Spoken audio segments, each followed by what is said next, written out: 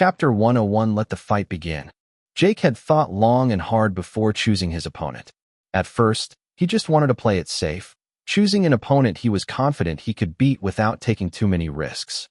However, through pondering and hesitating over and over again, he realized something that had eluded him until then, but which was of paramount importance. His emotions were holding him back. Fear drove him to be cautious, which in most cases was a good idea. But not here. Not when you had a bracelet that could offer a path that matched your full potential.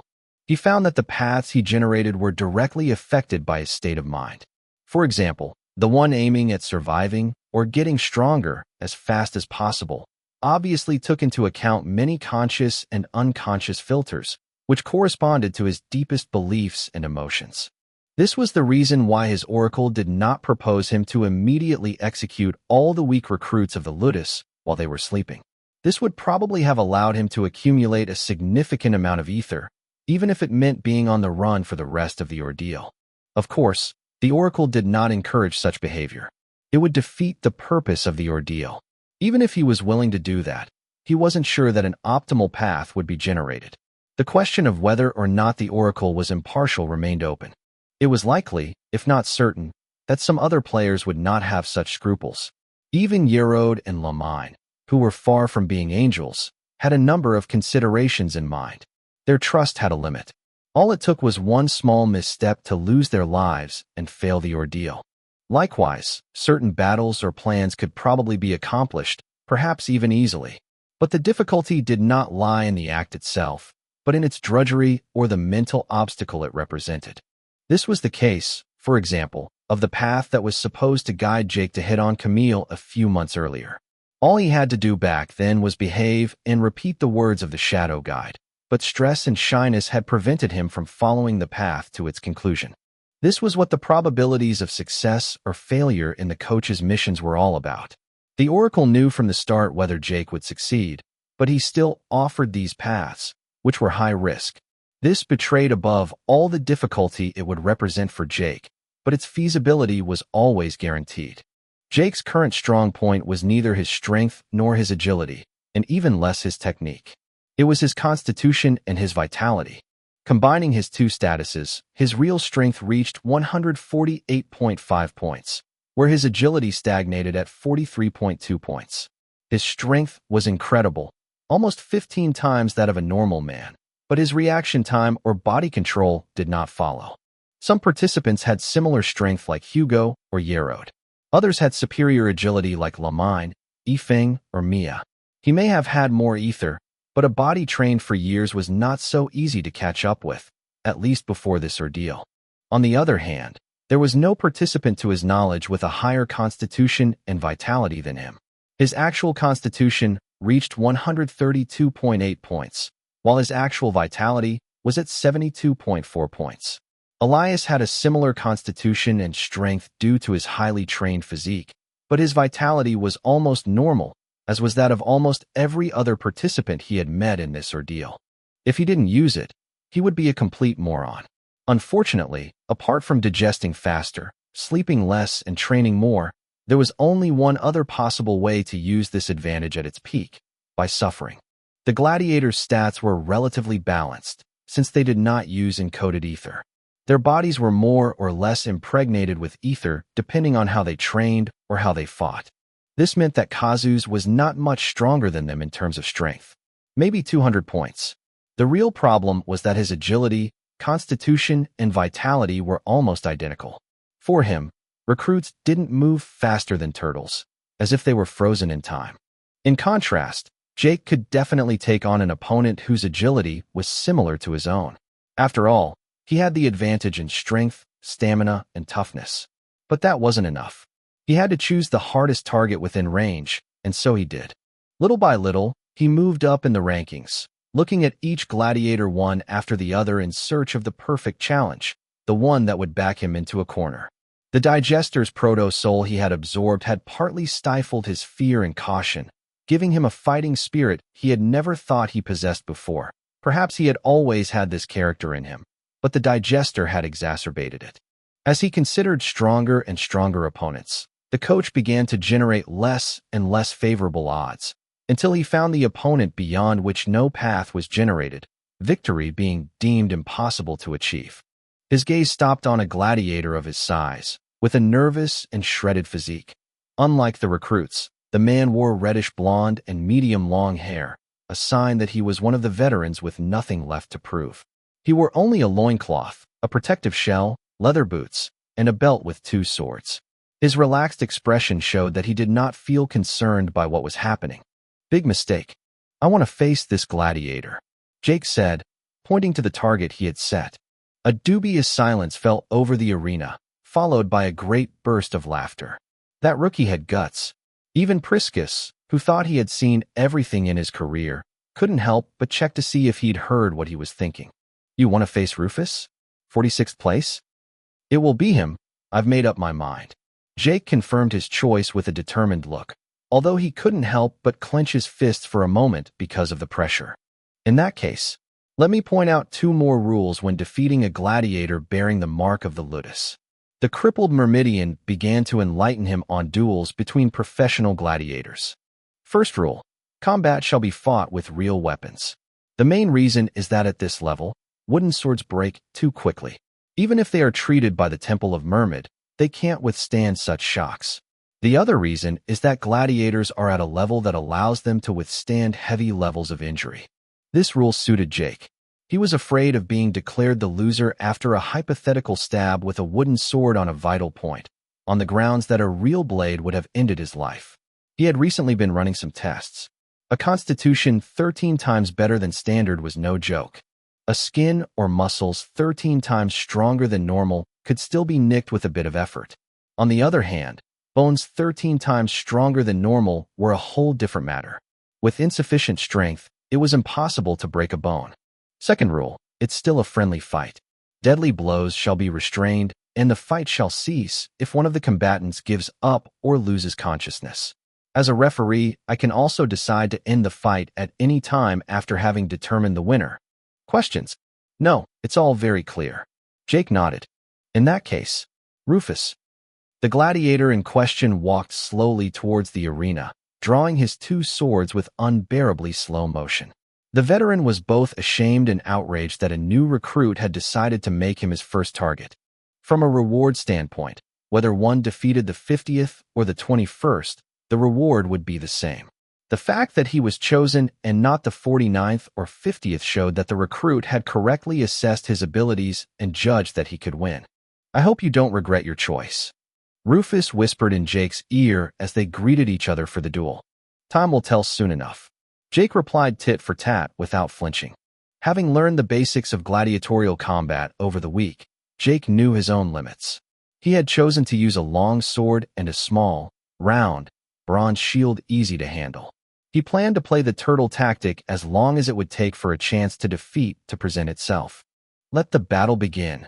Priscus' loud voice echoed through the arena, attracting the attention of Servius Cassius on his balcony, who until then had been having a good time with his wife Licinia. All of the recruits, especially Jake's enemies, opened their eyes wide so as not to miss a second of the upcoming battle. A fight that would not be remembered for the beauty of the moves or the grace of its 2 warriors, but for the beginning of Jake's legend. The hell of all players. Chapter 102, A Tough Battle. Jake took a deep breath and then began to advance cautiously towards his opponent with the shield up and his guard up. He didn't know the true stats of the fighter in front of him. Even if the Oracle thought he could win, it would be foolish to underestimate him, since he himself didn't know what he was really capable of. He didn't have to wait long for the answer. Rufus slalomed towards him in a few jumps with a springiness and agility superior to that of a cheetah. Jake could barely keep his eyes on him. A gust of wind whirred to his right, followed by the high-pitched whistle of a sword slicing through the air. Clang! He narrowly blocked the stroke with his shield. His feet had remained anchored firmly into the ground. He had not been destabilized or pushed away. He had held on. Strength, check.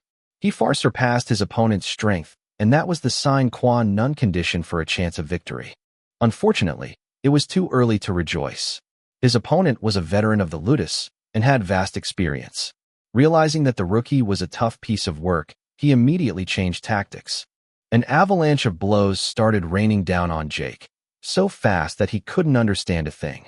In less than 10 seconds, his legs and arms had been slashed 7 or 8 times despite all the successful parries with his sword and shield.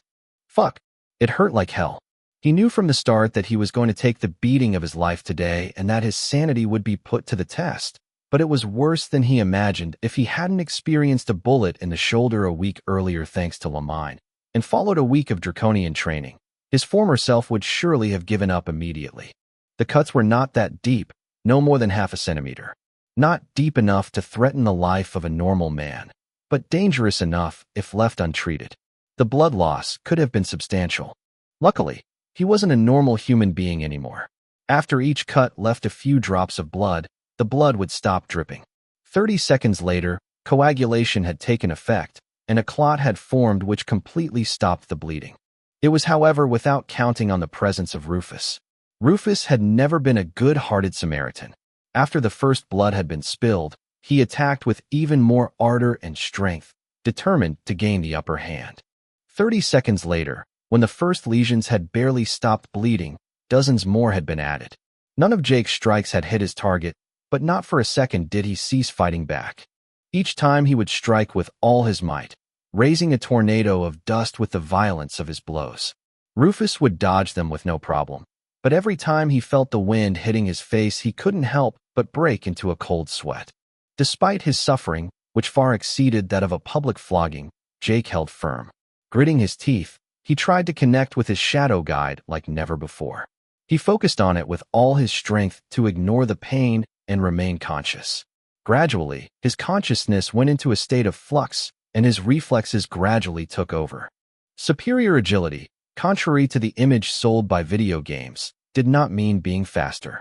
Pure speed depended on strength, especially explosive strength. The reason why fighters with slimmer physiques were faster and more durable than heavier bodybuilders was mostly related to their mass. In other words, the gain in strength due to muscle gain had a physiological limit beyond which it became disabling. This was more commonly referred to as the power-to-weight ratio. Jake had seen his strength multiply rapidly over the past few days, and he had unconsciously held on to this restrictive mentality, that because his agility was inferior, then he was slower. This belief had been reinforced by seeing Liu Yin or Lamine fighting. But he was wrong all along. His technique was simply wrong. He moved and hit like a normal human, because he had been conditioned to move like that. Lutex's training had been of little use to him except to fill in some of his gaps. And the reason was obvious. He was not a recruit like the others. If he hadn't practiced against Elias, he probably would have wasted his time completely. As he tried to imitate his shadow guide, he dived deeper and deeper into himself, focused on every nuance, every movement of his muscles. As the battle progressed, the wounds continued to add up, but a transition occurred in his responses little by little. His body curled up on itself, becoming more and more compact. His legs spread slightly, taking strong support against the sand. His muscles contracted to an unprecedented degree, his veins swelling with the influx of blood. His agility was sufficient to enable him to control his body in an exceptional way, and as he experimented and applied his discoveries, this control became more and more refined. His muscles were now so hard that Rufus' gashes could only cut into his skin. The gladiator sensed that something was wrong when he felt the difference on contact. His last few strokes made him feel like he was hitting a huge rock. He was familiar with this technique of controlling his muscles to stiffen, but at this level, even he would have cramped in seconds. It was even worse than sprinting at full power and holding your breath. Such an intense overall muscle contraction blocked blood flow, congesting the muscles and violently increasing blood pressure. And yet the recruit in front of him was still standing. Jake, on the other hand, was holding his own because of his extreme constitution, but he felt something was still missing. From the beginning, he had always tried to imitate the shadow guide's gestures down to the last detail, but he felt he still had something else to imitate. An emotion, anger, rage, fury. He was surprised that the oracle could suggest such abandonment of self in such a perilous situation. Instead, he would have thought calm would prevail. But the shadow guide didn't want him to lose his calm, just let his rage explode. And so he did. The previous months had been some of the most stressful of his life. He had no news of his cousin or his uncle. He had to train endlessly, learn endlessly, fight endlessly. he who was originally laziness incarnate. He had to force himself to talk to people, to communicate, to extract information, to form alliances and friendships, to be constantly wary, he who was originally so lonely. Although he took it upon himself all this time, his quiet mood was only appearance.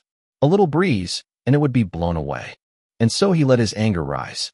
He thought of all the people who had ruined his life, those who had caused the death of his parents and orphaned him, his cousins who humiliated him because he yearned for nothing, the digesters who had invaded his planet and forced him to join an intergalactic battle that he never gave a damn about, that fucking alien spaceship that had come out of nowhere to get him out of his quiet life, Lamine who had shot him in the night, and Yerod his boss.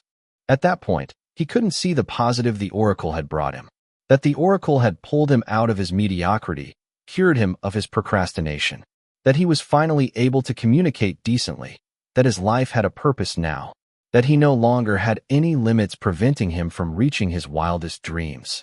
The rage rose again and again, until it crystallized into the face of Rufus, his opponent. At that very moment, his adrenal glands began to release an astronomical amount of adrenaline, supported by his enormous vitality and constitution. His heart began to beat faster and faster, reaching 900 beats per minute. His skin became red from the induced hypertension, and his body temperature rose sharply by several degrees. The movements of Rufus' two blades, which until then had been almost impossible to follow with the eyes, suddenly reappeared. The gladiator was still incredibly fast, but he was no longer so frightening. The adrenaline level was so high that he no longer felt pain at all. When Rufus' sword grazed his shoulder again, he saw red. All the accumulated tension exploded all at once, his 148.5 points of strength displayed in all their glory. He pounced forward at 15 times the speed of a normal human, leaving a geyser of sand behind him. A fraction of a second later, he smashed the flabbergasted gladiator who had not repositioned himself properly with a backhand shield slap. Crack! A sound of broken bones accompanied the collision, despite Rufus' successful parry. Experienced, the gladiator jumped back, using the strength of the attack to increase the distance. But this was without counting on Jake's wrath. Another split second later, he charged at the gladiator again like a racing car, this time swinging his weapon with the explosiveness of a spring. A horrible chime sound to be heard rang out in the arena, and Rufus knew right away that he could never block it.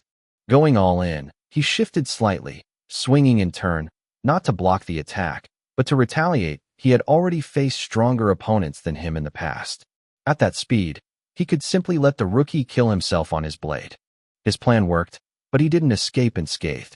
One of his sword had remained stuck horizontally in Jake's belly, trapped 2 centimeters deep by his abdominals.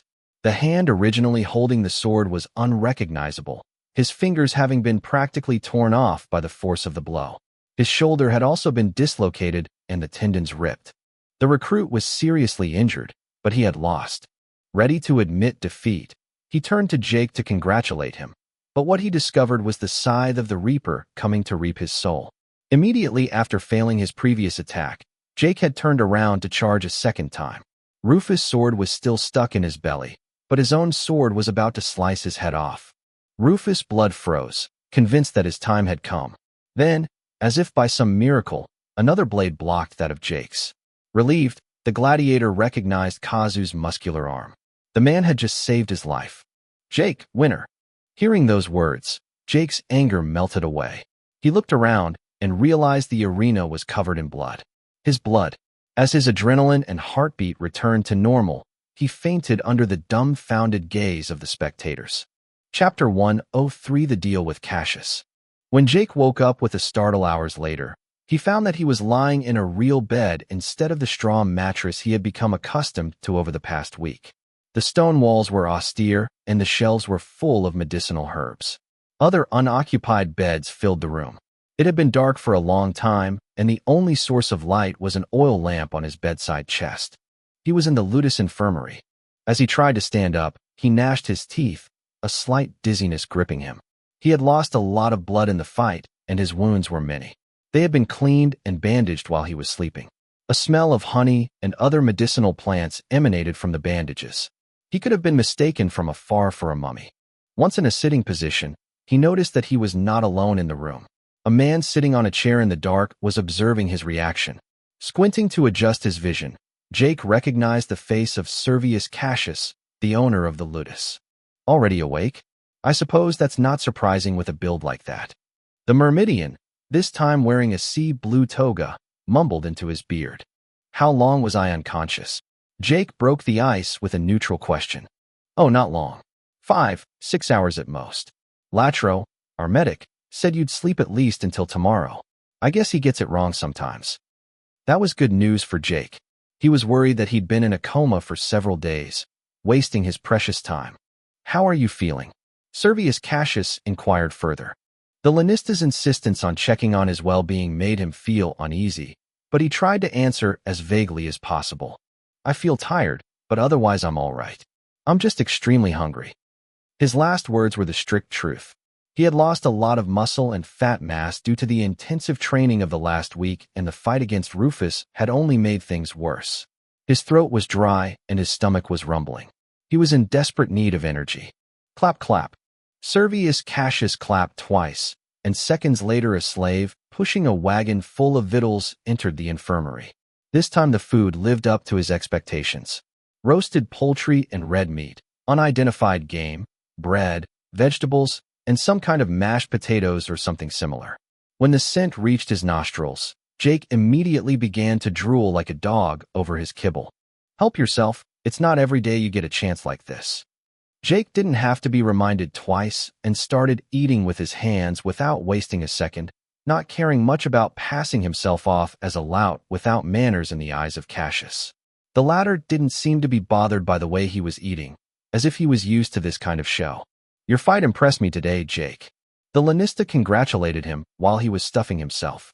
Few Myrmidians in this Ludus know how to control their bodies like you did against Rufus.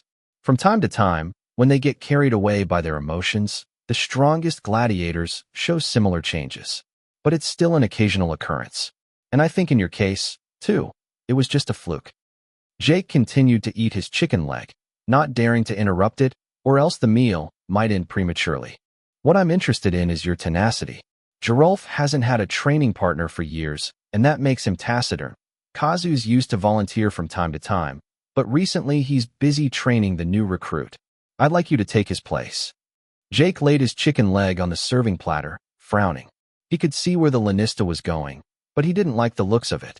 Why me and not another veteran gladiator like Hector, Krona, or Lutex? Jake answered with another obvious question. The balding man sighed wearily in response. At that very moment, he looked older, as if overwhelmed by worries. Because Gerulf is a bit peculiar. He's not mean when you get to know him, but he doesn't really know how to hold his punches. After a few hospital stays, Cassius' intentions were much clearer now. Jake had shown that he was able to take a beating without flinching, and he hoped he would be willing to do it again to keep his gladiator number one in good spirits. But even without using his oracle, Jake knew he could use the situation to his advantage. What's in it for me? Reassured to see that Jake had not instantly refused, Cassius began to present the terms of the job with a slight smile. First of all, you get to eat meals like this all you want every day. Second, if you are so injured that you can't defend your rank in the daily challenges, I guarantee that you will receive the salary and resources corresponding to your current ranking. That is 3 gold coins per week and a cup of 3 100ths pure Myrmidian blood every morning. It looks honest on paper, but blood won't do me any good if I get beaten up every day by Gerulf. I'll just regress even faster. You have nothing to worry about. Gerulf knows the difference between a duel and a friendly fight. If he doesn't wish to harm or defeat you, your strength won't be stolen.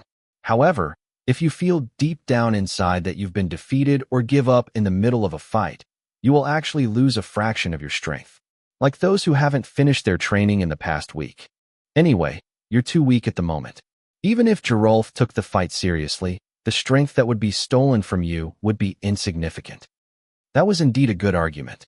Even if Jake's ether stats regressed, and he would surely be nothing but a punching bag for Gerulf, fighting against the Ludus champion could only benefit him. Just look at how fast Lu Yin was progressing while training against Kazus. She may have been a genius, but that it was Kazus who trained her personally and not someone else could not be a mere coincidence. When will I know when I have to fight him? Priscus will come looking for you. The rest of the time, you will continue to train with the other recruits under the supervision of Lutex. Once Jake's consent was obtained, Cassius left the infirmary, letting him eat in peace. Not for long, though, as Kyle, Lu Yin, Lu Yifeng, and Elias visited him a few minutes later. They congratulated him on his new rank, and he told them about the agreement he had just made with Cassius in front of their amazed expressions. However, he did not invite them to share his meal with him. The poor visitors had to endure with their eyes his interminable feast, not without insulting him with every name they could think of in their minds. This bastard was definitely teasing them. You should have seen the look on Yerode and Lamine's face. Priceless. Kyle abruptly changed the subject, though he couldn't look away from the roast under his nose. Oh, Yerode, that doesn't really surprise me. I'm sure he was planning something against us. If he thinks he can penalize me by defying me when I'm hurt, he's in for a nasty surprise. Speaking of which, what are your ranks? Kyle had stabilized in 12th place in the rookie rankings, while Lu Yifeng and Lu Yin both managed to defeat a professional gladiator. Contrary to what he imagined, neither of them had chosen to face a veteran gladiator from the top 50. Lu Yifeng was 88th and Lu Yin 86th. Yerode and Lamine followed them closely, respectively in 90 and 92nd place. Seeing their respective rankings, he was convinced that Yerode and Lamine were up to something, but it was too early to conclude anything. After the siblings, Yerode, Lamine, and Jake had joined the ranks of professional gladiators, 5 places were freed up in the rookie rankings, allowing Kyle, originally 17th, to move up to 12th place. Elias, who was 8th just behind Jake, was now 3rd in the rookie rankings. Once his meal was over, the group said goodbye to him before letting him finish his night of convalescence in the infirmary. Now that he was alone, he could finally check his new stats. Chapter 104, Convalescence. When he discovered his new ether stats, he was immediately dumbfounded. All of his stats had gained 1 ether point, including his intelligence and perception. He had gained more ether in a single fight than he had in a week of intensive training. This seemed enormous to him, especially with Myrmidian blood so diluted. If the cup of blood they were given each morning was pure, could he have stolen 100 points per stats? It seemed a little of a stretch to be true. If that were the case, a single defeat would sound the death knell for a gladiator. Indeed, if a defeat only meant the loss of 1 place in the rankings, each gladiator could be challenged once a day. After losing 100 ether points in each stat, it would already be impressive if the defeated could win against a rookie. The first possibility was that his opponent had felt his defeat as a crushing humiliation to the point of giving up more ether than expected, or that ether would behave differently above a certain value. He was also amazed at how much intelligence and perception he had gained during this fight. The training of the previous week was rather brainless, exhausting, and physically demanding to the point that he didn't even have the energy to think. One would just grit one's teeth and count the seconds until it stopped. During this fight, he had consciously pushed his mind beyond its limits. He had focused like never before, both to defend himself against the attacks that were overtaking him in speed and technique, but also to establish a deeper connection with his shadow guide. He was now attentive to the non-physical and verbal information from his shadow guide, and had managed to induce a change in his emotional state on his own during the fight, while controlling each of his muscles to adapt to his high strength. This required a lot of brain activity, and he was not sure he could repeat the feat. On the contrary, after giving vent to his anger, he felt drained. He no longer felt anger towards anyone, and after a good meal like this, he was rather appeased. Even if the coach proposed him a mission with exceptional rewards requiring him to get angry, he was not sure to manage to anger himself again. It would take practice. Unless each duel allowed him to rob intelligence and perception, chances were these stats needed to be stimulated to grow. In other words, it may have been possible for him to improve these 2 ether stats with proper protocol under the influence of the Myrmidian blood. Recalling how he had improved his intelligence over the past few months, he concluded that learning or solving tricky problems might do the trick, but it would have limited effect. 1, because he had no books on hand, and 2, because he already had a lot of problems. His brain was already in turmoil. He had read somewhere that mindfulness or transcendental meditation could improve a number of cognitive faculties, notably through the thickening of the prefrontal cortex, as well as the synchronization of the 2 cerebral hemispheres. Everything else was mysticism. At least that's what he thought before he learned of the existence of Ether's seventh stat, extrasensory perception. Luyan herself had admitted that she saw no real difference after unlocking that stat except that she could vaguely sense ether in her own body. It would not be absurd to start digging on that side. He might not be able to feel the ether, but he could certainly work on perceiving and controlling his own body, his movements and emotions. His agility had passively increased his dexterity and precision, but he had only realized the full extent of it when fighting Rufus. If he wished, he could perhaps even manipulate the sphincters of certain large arteries, as some very experienced yogi could do. But to do so, he would have to be able to feel the arteries in question. Unfortunately, this was a matter of perception, not control. He thus possessed all sorts of theoretical abilities which he was unable to use because of insufficient intelligence and perception. After this revelation, he spent the rest of the following night trying to meditate, feel, and control different parts of his body. He knew that he had to concentrate on his breath, to use it as an anchor, but beyond that he was only a neophyte in this matter. In the morning when the sun rose, he had not made much progress and had a headache. But when he checked his ether stats again, he discovered with joy that his perception and intelligence had gained 0.05 points each with the activation of the Myrmidian blood. His idea worked. When he got out of bed, he knew right away that he was in no condition to resume any training. If his life depended on it, he could certainly fight or train, but it would only reopen all his wounds.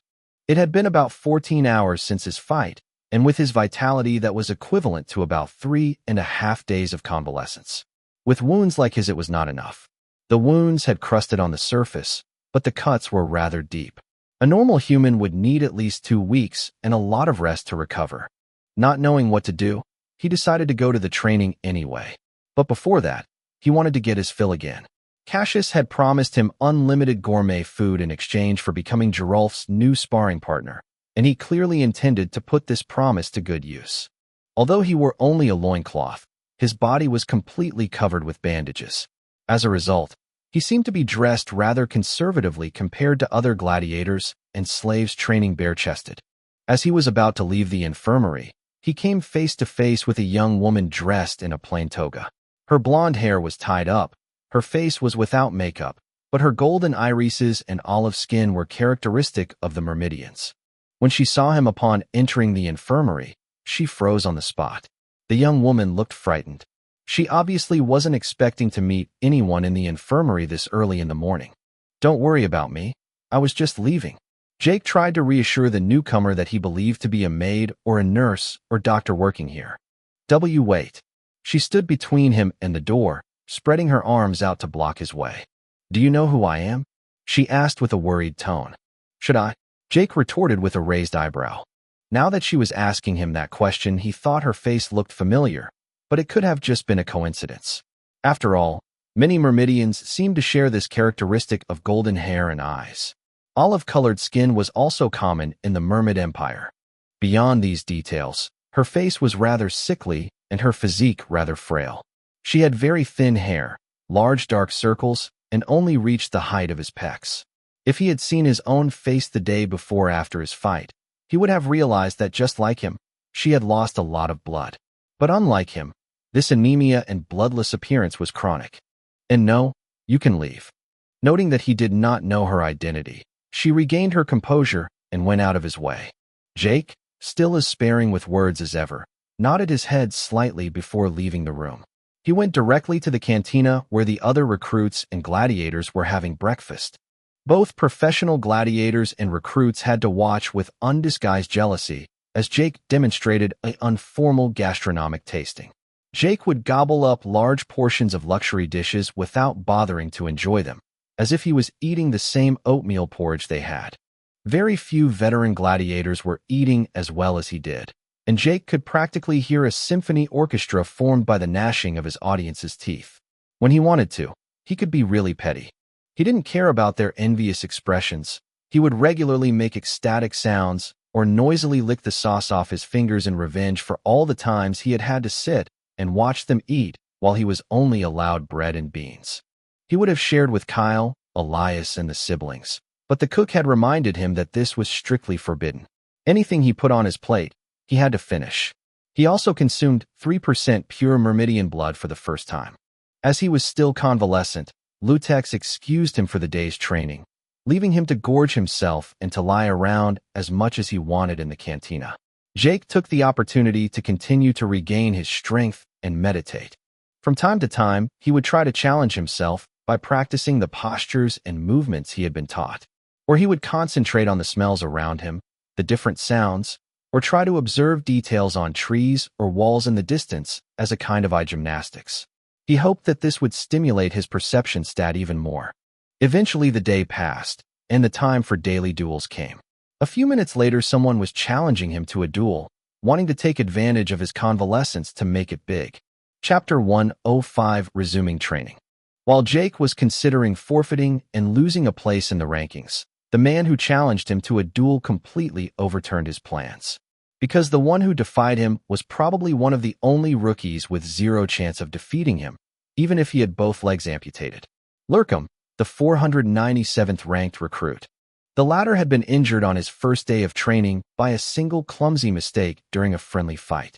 The young man had spent the previous week on the bench waiting for his ankle sprain to heal. His miserable ranking was the expected consequence of his blunder. "I know what you're thinking. I only have one condition," Lurkum suggested while speaking English, which made Jake realize that he was actually a participant, just like him. Lurkum was an unusual name, which had misled him. If it was a player, Jake could predict what the recruit wanted to ask him. His injury had partially compromised his chances of passing his ordeal, but with Jake's help he could catch up. "I'm listening." Seeing that Jake had not directly refused, the young man's face lightened up with relief. All he had to do was express his terms with fingers crossed that they would be accepted. "Once the fight has begun, I will fight as best I can. You'll just have to neutralize me without hurting me if possible to make the duel credible. In exchange, I will need 1 gold coin a week to buy enough food to feed myself properly. I have no chance of making any progress on my current rations. Another condition, if someone comes after me, if possible protect me." Those were pretty simple and honest terms. Jake was getting paid 3 gold pieces a week for his 46th place. In truth, even if he was defeated, he could keep the same advantages as long as he was willing to be Geralf's sparring partner. 3 gold coins were a substantial sum in the Mermaid Empire. Not enough to support a lofty lifestyle, but enough to pay for all the fantasies a gladiator could have during a week of training. This included sending money to their families, buying their own food, weapons, or furniture, but also paying for prostitutes or the favors of a willing slave. The Ludus and the Mermaid Empire in general offered this type of service. Jake hadn't had any of these hobbies since Cassius had promised him high-quality food in abundance. 2 gold coins were also more than enough to buy anything he might need. Depriving himself of 1 gold coin would have no effect on his ordeal. In comparison, a defeat by forfeit could have an unpredictable impact on his ether stats. He did not have the pretension of being able to simulate a sense of triumph when refusing to fight. "I accept. Shall we begin?" Jake confirmed the deal before picking up a wooden sword. Priscus might not understand a word of English or Thrasgenian, but he was no fool. By the way he frowned and pursed his lips, he wasn't a fan of such tricks, but he let them have their way. When you were weak, you had to use every means at your disposal to get back on track. It was not a sign of cowardice. It was a sign of cleverness. Throughout the entire mock battle that Jake and Lurkum played in front of the rest of the Ludus, Yerode and Lamine kept glaring at them like 2 lions waiting in ambush next to an antelope. This Lurkum had just made them miss a huge opportunity. These daily challenges had a few loopholes to exploit. The right to refuse to fight without consequence after having fought a first time posed a lot of problems for gladiators who wanted to face the same target.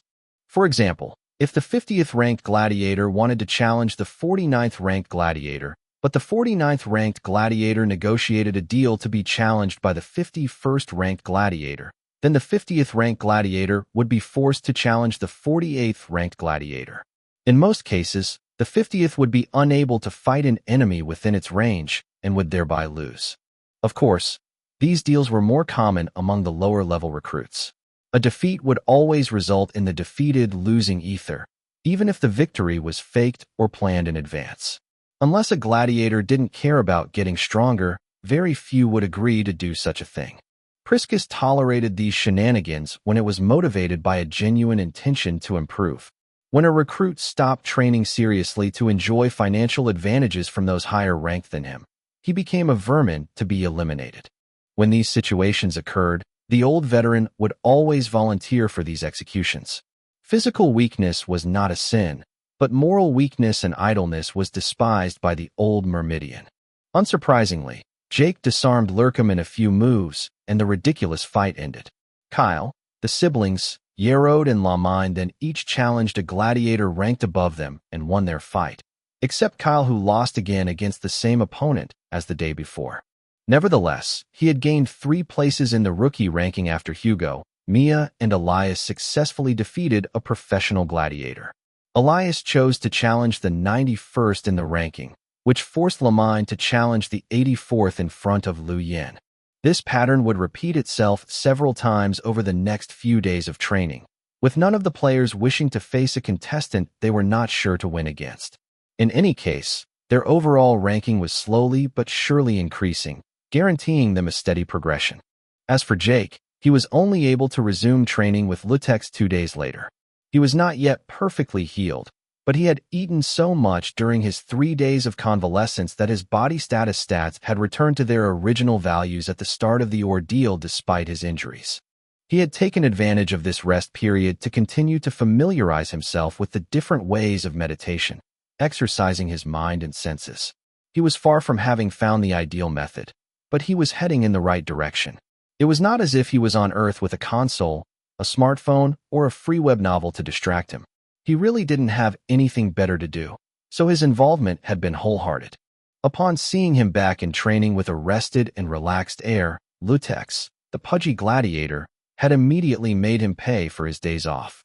Training had resumed with even worse intensity than the first week, to the point that he had vomited his breakfast several times during particularly strenuous cardio sessions. Elias was still his training partner during the friendly fights, but a slight gap was starting to appear in their stat as the food and Myrmidian blood available to Jake was of superior quality. The former firefighter didn't seem to be jealous, content to use the ordeal's time to make the best progress he could. He seemed to be devoid of ambition. Luyan was still progressing as fast as ever. Her stats were slowly starting to catch up, which made her ability to fight multiply thanks to her extreme intelligence. She was absorbing the advanced techniques of Kazu's like a sponge, her technique evolving from hour to hour. This only strengthened Jake's determination to continue practicing his meditation exercises to enhance his intelligence and perception ether. If he ignored this problem now, he would not simply be wasting his time. Luyan's technique had already reached an almost unreal level.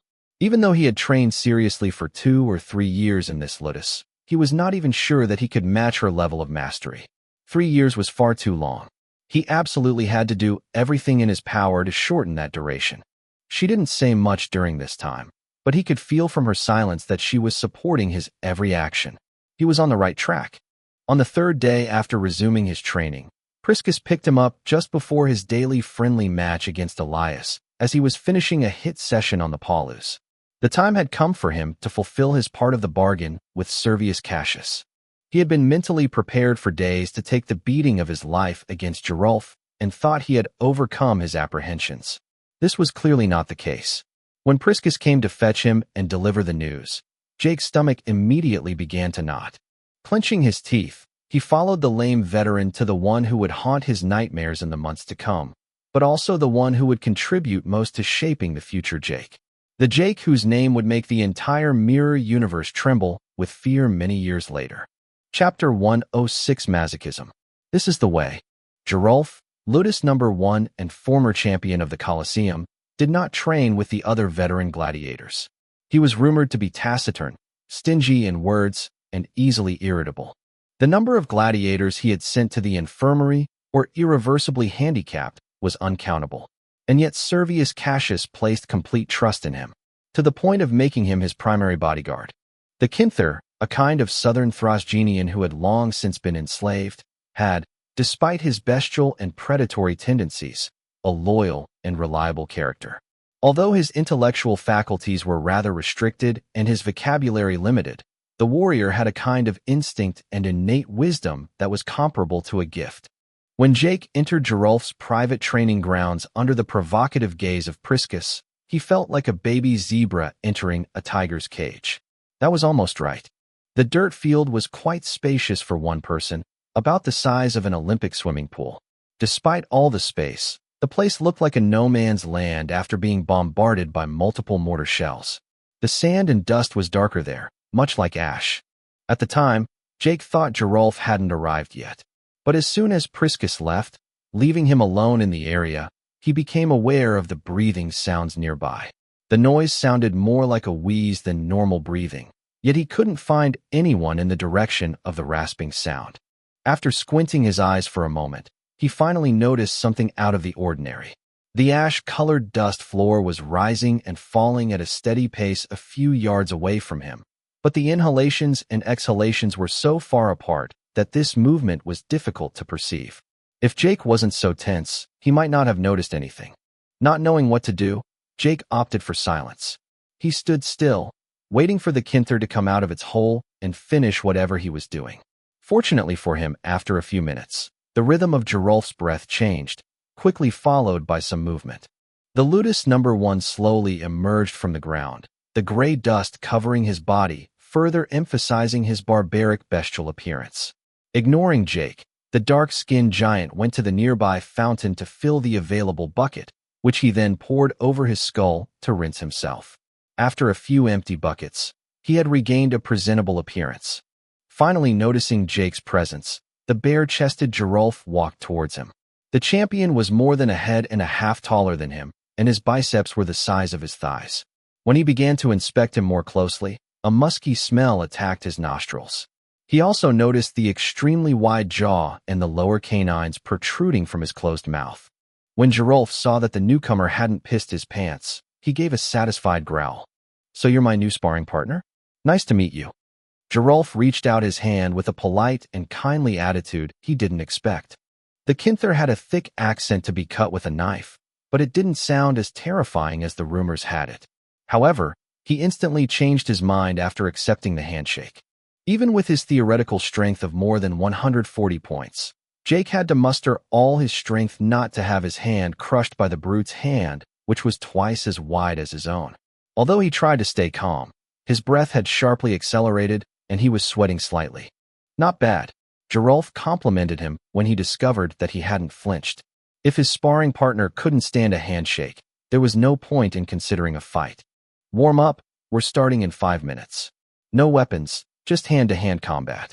Give your all," Geralf ordered with a certain dullness in his voice. He obviously had little hope that Jake could meet his training requirements. Taking this sparring as a life-and-death struggle, Jake took Geralf's instructions with the utmost seriousness. He warmed up as best he could with fast dynamic movements to quickly get his body temperature up. He also reviewed all the techniques he had learned, visualizing an opponent even faster than Rufus. "The 5 minutes are up. Come on." The giant stood in front of him, towering with no guard at all. Despite all the apparent openings, Jake felt as if he was looking at an indestructible fortress with no gaps. Realizing that he was going to get his face smashed anyway, he managed to relax. After taking a deep breath, he charged. Bang! Splash!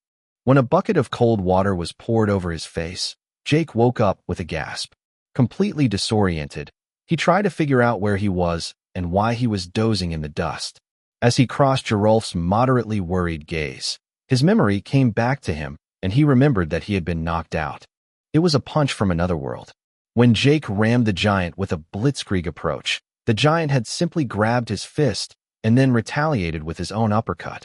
The punch had come at lightning speed from down to up, hitting his chin and sending him flying 7 or 8 meters into the air. His brain had yo-yoed into his skull, causing an immediate concussion. Geralf had then towed him to the fountain to wake him up with a bucket of water.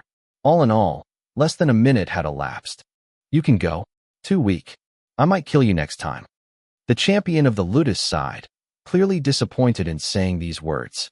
The giant was indeed unable to control himself, but he loved to fight. Whenever he fought, his ferocity would come out, and he couldn't contain himself until the target was destroyed. After a blow like that, almost all of his training partners used to flee him like a plague when they hadn't gone completely brain dead. But Jake was different than his previous partners. Even though he was a rookie, he wasn't really banged up. His brain had been shaken violently in his skull, causing a loss of balance and consciousness, but nothing was broken. Despite the strength of Gerolf's uppercut, Jake still had all his teeth and an intact lower jaw. This showed that the Kinther warrior was still able to show some self-control. If Jake managed to stiffen his muscles as he had done against Rufus and get angry, he would have a chance to put up a decent resistance. Bang! Splash! Bang! Splash! In the end, he was knocked unconscious about 100 times until his speech became totally incoherent and he began to see the white light of the tunnel to the afterlife during his brief phases of unconsciousness. On the surface, he had simply been a punching bag, but he had not let go of anything until the end. At first, he would get knocked out in one blow without understanding what had happened to him. Then, little by little, he had managed to enter the state of mental excitement he was trying to reach. It was no longer anger this time, but a primal state of excitement and rivalry. After being knocked out about 50 times, he succeeded in dodging one blow, then two, until finally holding 4 exchanges and taking 2 blows the 100th time before losing consciousness. Seeing his pupils dilated and his expression haggard at his 100th awakening, Gerolf decided that it was enough for today and carried him on his shoulder like a sack of potatoes to the infirmary. Emptied of his strength, Jake had immediately fallen back into unconsciousness, being dragged along by the gladiator like a dead weight. Naturally, he was declared forfeit for his fight of the day and lost a spot. The irony was that Lurkum was the one who challenged him, thinking he was doing the right thing, but since Jake didn't show up, he was declared the winner. Of course, Jake didn't lose any ether for his defeat that day, quite the opposite. After all, he was fighting Gerolf at the time and had given everything he had. He had given his best that day, and he felt no sense of failure, just the peace and contentment that only a feeling of accomplishment could provide. As for Servius Cassius, he couldn't help smiling when he heard Gerolf's praise for Jake's bravery. Priscus, who had attended the discussion without saying anything, could hardly believe his ears. So there was someone in this world who was masochistic enough to get knocked out 100 times by someone and ask for more. Maybe Gerolf had finally found his dream sparring partner, and Jake a target to pursue. Chapter 107. 1 month later. After this first significant fight, a month passed. It had now been 43 days since the ordeal had started, and Jake was finishing his 42nd day of training under the supervision of Lutex. A lot had changed during this period. First of all, Jake's appearance and stats. Secondly, the ranking. And thirdly, the reputation he now held within the Ludus. With the 3% pure Myrmidian blood he ingested every morning, his training efficiency had been multiplied compared to the first week. The intensive training of the latter had been nuanced by the addition of daily challenges to climb the rankings and sparring fights against Gerolf. At night, he made use of his great vitality and constitution to meditate and review what he had learned during the day. The extent of his progress had been unexpected for all the recruits and gladiators of the Ludus. Elias had developed a form of comradeship with Jake, but had long since fallen behind. After losing his wife and daughter, the Lebanese man did not have much ambition. Intensive training prevented him from thinking, and his progress had been one of the fastest among the new recruits. But he could not compare himself to the monsters that were Jake, Lu Yin and her brother, Lamine and Yerod. Nevertheless, the advantage of a great constitution and vitality at the beginning of the ordeal had become more and more felt as time went by. Jake could endure absurd training intensities and frequencies and recovered just as quickly, able to gobble up insane amounts of food. As his ether and body stats increased, especially constitution and vitality, his progression curve became even steeper. When Jake looked at his status after defeating the gladiator 23rd in the rankings, he couldn't help but feel nostalgic about how far he had come.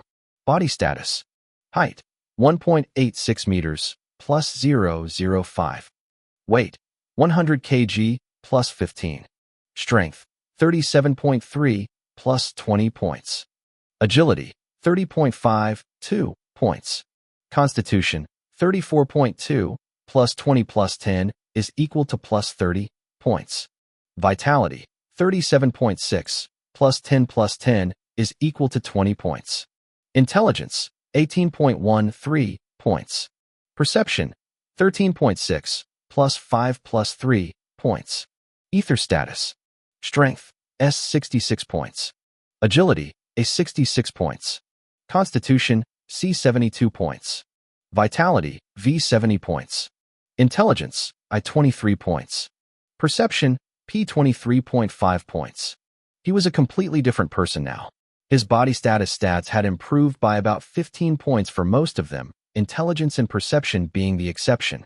Progress had slowed over the last few days despite the intensity of training, showing that he was approaching his genetic limits. This could be seen in his grotesque appearance.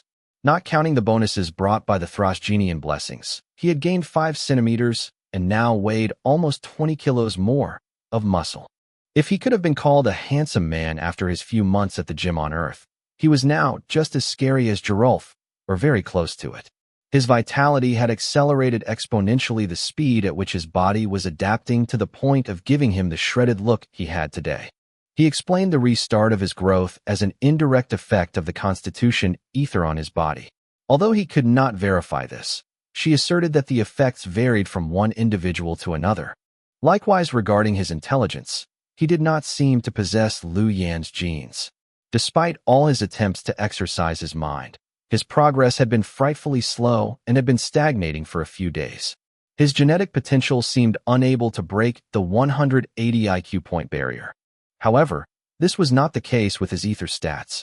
With his perseverance and the effect of the Myrmidian blood, they had continued to grow without any restriction, only beginning to slow down recently when he had crossed the 60-point limit in some stats. His constitution and vitality had even surpassed 70 points due to the daily beating he endured against Gerolf. Speaking of the Kinther warrior, Jake had got to know him through the fighting. There was apparently a reason why Gerolf was so strong and yet so limited intellectually. He didn't take Myrmidian blood, despite the fact that he could qualify for a pure portion. The blood didn't work on him. His Kinther physiology and the blessing that went with it was so pronounced in him that the properties of the blood were neutralized in his body within minutes. Even in Jake's case, the effect of the blood only lasted for a day, while other participants said that the effects on them lasted for more than 36 hours and accumulated with the next dose. The strength of the initial blessing, probably related to his oracle rank, was above that of most Ludus recruits. Gerolf was so powerful because he naturally became stronger by communicating with the earth and the sun. His routine of burying himself in the sand and taking long naps in the burning ashes was his way of training. He would wake up in the late afternoon when the sun began to fall, at which time Jake would join him for his daily battle. The friendly fights against Jake were only to loosen his muscles and satisfy his violent impulses. From a strictly rational point of view, the minerals in the soil, like the ultraviolet rays emitted by the sun, had their own etheric code, and Jake assumed that Gerolf's hereditary blessing allowed him to take advantage of it. The Kinthers being the southern version of the Thrasgenians were theoretically able to cultivate in a cold environment similar to that of the lands from which they had been taken away. His gain in intelligence and perception, however, was substantial and had totally changed his way of perceiving the world. His speed in learning hand-to-hand combat techniques and the use of various weapons had been promising from the start, but insufficient to hope to catch up with Lu Yan. On the contrary, the gap had only widened, at least in the beginning. Circumstances had changed. Day after day, he had felt directly how his mind was becoming sharper and sharper, as if a veil that had always prevented him from seeing clearly was gradually fading away. His senses had also become more and more piercing, so that sometimes in particularly deep meditations he would feel something more than his own body when he dived into himself. He was on the verge of unlocking the 7th ether stat, but something was still preventing him from doing so. This evolution of his mental and sensory faculties had profoundly changed his life to the point that he was beginning to manifest a kind of Cartesian coldness that he was not used to, as if normal emotions such as fear or joy had no hold on him anymore. He was still feeling them, but they were only signals that he was able to put into perspective and ignore. However, this could also be related to the monotony brought on by his training and the traumatic violence of the daily fights against Gerolf. On several occasions, especially during the first 2 weeks of sparring, Jake had broken down emotionally, giving up the fight after being pulverized once more. The disappointment and despair he felt in those moments was unbearable and rekindled his complexes. The active Myrmidian blood within him had immediately punished these moments of weakness and cowardice by vaporizing a fraction of his ether. After a few similar failures, he had learned his lesson and began to grit his teeth whatever his state of mind of the day. It was also at this time that the first significant results of all this training began to appear. Gerolf's blows became less terrifying to him, and he was able to take and block more of them before he was knocked out. Even when he was knocked unconscious, his episodes of unconsciousness lasted less, as did his disorientation. As his intelligence and senses increased, Jake had begun to show an increasingly fine reading of his opponent's movements. His technique was also progressing exponentially, and his responses to Gerolf's blows had become more precise and adequate to the point that today their fights lasted a few minutes before he was kicked. And often he was able to get up a few seconds later and do it again. Of course, the former Ludus champion was holding back his blows, but every day he would let go a little more. And the more he let go, the more he enjoyed those fights with Jake. He couldn't stop praising this little Throstgenian. Because of Gerolf's high esteem for Jake, not even the other veteran gladiators dared to give him a dirty look. Instead of limiting himself to the sword, he had begun to look at other weapons to perfect his shortcomings, his technique no longer having anything to do with the amateurism of his beginnings. Needless to say, he was not the only one to make progress. There were failures and successes, and everyone followed his own path. Some were ambitious and hardworking, others more lazy or even downright passive. By the 42nd day of training, the potential of each player had begun to reveal itself, and it was easy to recognize those who would go far from those who would never set foot in an ordeal again after the end of it. For these people, the ordeal was just a nightmare from which they could not wake up. The food was awful, the training a real torture, and every day they had to fight someone to lose again. They made no progress, were exhausted, and were in pain everywhere. Their chance of surviving the battle in the Colosseum that would determine whether they would succeed in their ordeal or not was already uncertain. Of course, none of this had anything to do with Jake, and he hoped that this ordeal could stay that way until the very end. Unfortunately, nothing was ever simple. There was a saying in the Oracle cities that he would soon learn the hard way. When an ordeal goes too well, trouble is coming. Chapter 108: Turmoil in the Empire. Shortly before going to the thermal baths for his daily ablutions, Jake went for a walk in the central patio of the Ludus in search of Kreese, the smuggler. It had become one of his daily rituals since he had received his first pay. It had allowed him to investigate Will and Sarah's situation. He had also tried to find Tim, but without success. Wherever the child was, his ordeal took place in a completely different destination. Sarah had joined Princess Livia's Ludus and was undergoing training similar to his own. She had apparently become bosom friends with the princess in just a few days. Only the Oracle knew how she had accomplished this feat. Will's situation was more complicated. He had become a scribe in the service of the Quintus clan, but these slaves also had to undergo military training. Unfortunately, the latter was not of the same quality as that of a Ludus, being limited to self-defense and some basic notions of combat if they later on became envoys.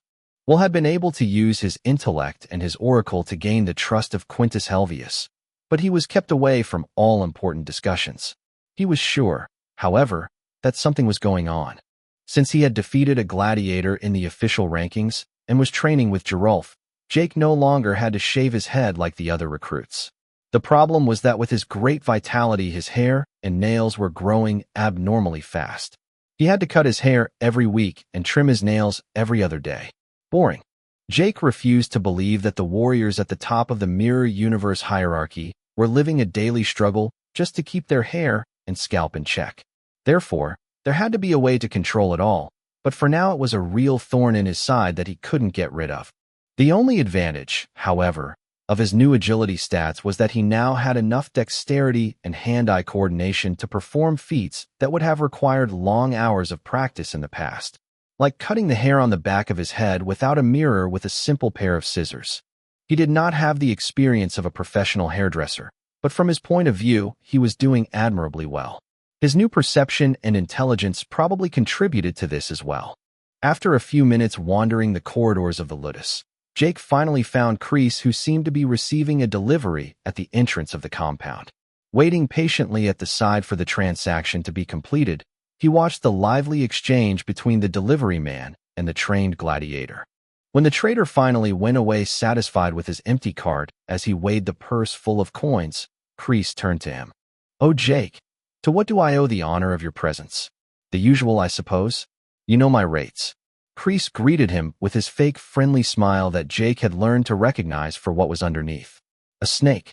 Without flinching or saying a word, Jake took a few silver coins from his own purse and poured them into Kreese's open palm, his arm outstretched like a beggar. The man swiftly closed his fist, making the coins ring, before opening his hand again in front of Jake, as if to beg again. "I've already paid the usual price." Jake grunted in a bad mood. Fighting against Geralf had given him a temper as explosive as the Kinther. It wasn't good to provoke him. "Yes, but the prices have gone up. That'll be 15 silver coins from today." The boatman answered without the slightest embarrassment before the intense glare of Jake, who seemed about to spew lightning at the impudent. Without breaking eye contact with Kreese from the beginning to the end of the transaction, Jake pulled 3 more coins from his purse with slow gestures before throwing them one by one with a snap of his finger into the palm of the smuggler. "This is the last time, or else." Jake pulled one last piece of silver from his purse and crushed it in his fist before revealing the deformed piece of metal. The former gladiator in charge of the Ludus external affairs stiffened slightly, but soon regained his usual phlegm. He was not the strongest gladiator, but if he was still alive it was because he knew where the line was. This new gladiator was Geralf's protege, and his potential was greater than his own. And for a dumb Thrasgenian, he was pretty damn vicious. All the scams he used to pull on those barbarians didn't work against this recruit. Worse, he felt like he'd been conned a few times already. "You know it's not my fault, Jake. The Empire isn't safe right now. I deserve a little bonus for the risks I'm taking. If someone like you was in danger outside the Ludus, there's not many people who would dare to leave their homes. Even that merchant didn't have an escort." The smuggler stiffened again. Oh, by Mermit, how he hated dealing with smart people. It was a real pain in the ass. "Oh, you mean Hectus who just left us? He doesn't look like much, but he's a former Cornyx Legion tribune. He retired because of an injury a few years ago, but he's an admirable warrior. He's turned to risky business and delivers his own orders now." Jake harumphed when he heard Kreese's answer. Every discussion with the little man was like this. Although his intelligence has increased, and he might not be as naive as he once was, without his oracle he would have been fooled countless times. However, through repetition and imitation of his shadow guide, he had finally figured out the character of the individual and could now do without the oracle to deal with him. In this case, why is it not as safe to move around the Empire as it used to be? Well, apparently it has something to do with a rumor that has been circulating within Heliodus for the past few days. "I'm listening." Kreese reached out his hand open again, as if he needed a little something to get his memory back, but this time Jake didn't take the bait. "Eric, get off me, I get it." The smuggler screamed as Jake twisted his fingers, forcing him to get down on one knee. His cries brought the guards nearby, who gazed wide-eyed at the pitiful state their comrade was in. They, too, had been cheated by the rascal in the past, and far from wanting to help him, they felt a heartfelt sense of contentment. "Thank you for your help. Wondering what you are being paid for. Get back to your post, or you can kiss your bonus goodbye, I promise." Kreese immediately began sputtering at the guards present after Jake let him go, focusing his anger on targets within his reach. A vile and petty character, indeed. And so, this so-called rumor? Jake brought it up again, this time expecting a sincere reply. And he wasn't disappointed. He may not know how to talk to women, but rats like that were his snack. Princess Lucia is said to be missing. All the noble clans are turning heaven and earth upside down to find her. Anyone who wanders alone or who seems suspicious to them sees his card inspected and is questioned at length. Of course, this is the official version. They'll do anything this time to find her. 2,000 people have been found dead from injuries related to the torture they allegedly suffered. There is no doubt that the noble families are behind this. Princess Lucia was the younger sister of Princess Sexta Livia, and therefore the youngest daughter of the Imperator. Since his stay here, Jake had learned a lot from Kreese in particular. Lucia was reputed to be the favorite daughter of Sextus Caelius Augustus. He guarded her like the apple of his eye, and the guards at her side were hand-picked. She was tightly protected and never left the imperial palace.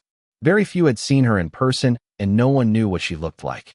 The revelation of her disappearance came at a time when the military conflict against the Thrasgenians in the north was getting bogged down in a war of attrition, resulting in countless deaths. The Imperator and his generals who were supposed to turn the tide had met opponents befitting them and were now stuck in place. I suppose these clans want to get to her first so they can gain favor with Caelius or have leverage against him. So predictable. Jake grunted at half voice. Exactly. But more importantly, the current Imperator isn't much liked by the other clans. The Sextus have held the throne for almost a century. Statistically, another clan should have replaced them a long time ago because it's impossible for the strongest Myrmidian in the empire to come from the same family over and over again. The bloodline of the other noble clans is no less impure than that of the Sextus. So this is a conspiracy? That's what I think. Priest confirmed in a low voice. Jake scratched his chin for a moment as he reflected on all this, and then concluded that it wasn't his problem at the moment. Any letters from Will and Sarah? Yes, a letter from Will. Chapter 109 Change of Program. As usual, Jake carefully inspected the envelope, making sure that the wax seal was still intact. His first letter had been read by Kreese, supposedly as a precautionary measure, and he had taken it very badly. After whining tactfully between fights against Gerulf, he had managed to guarantee the privacy of his mail. This raised a few problems within the Ludus, however. It wasn't difficult to circumvent the security measures that had been put in place, especially for someone with an oracle.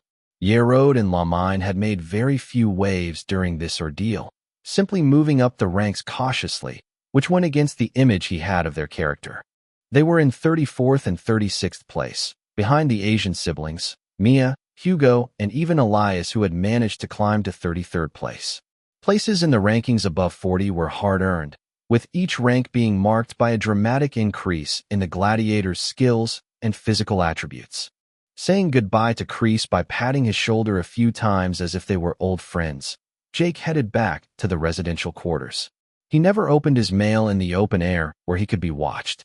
His correspondence with Will and Sarah was rather mundane, but he had always been a modest person in this regard. However, he didn't have a chance to walk very far before a slightly breathless Priscus appeared in front of him, raising a gust of wind.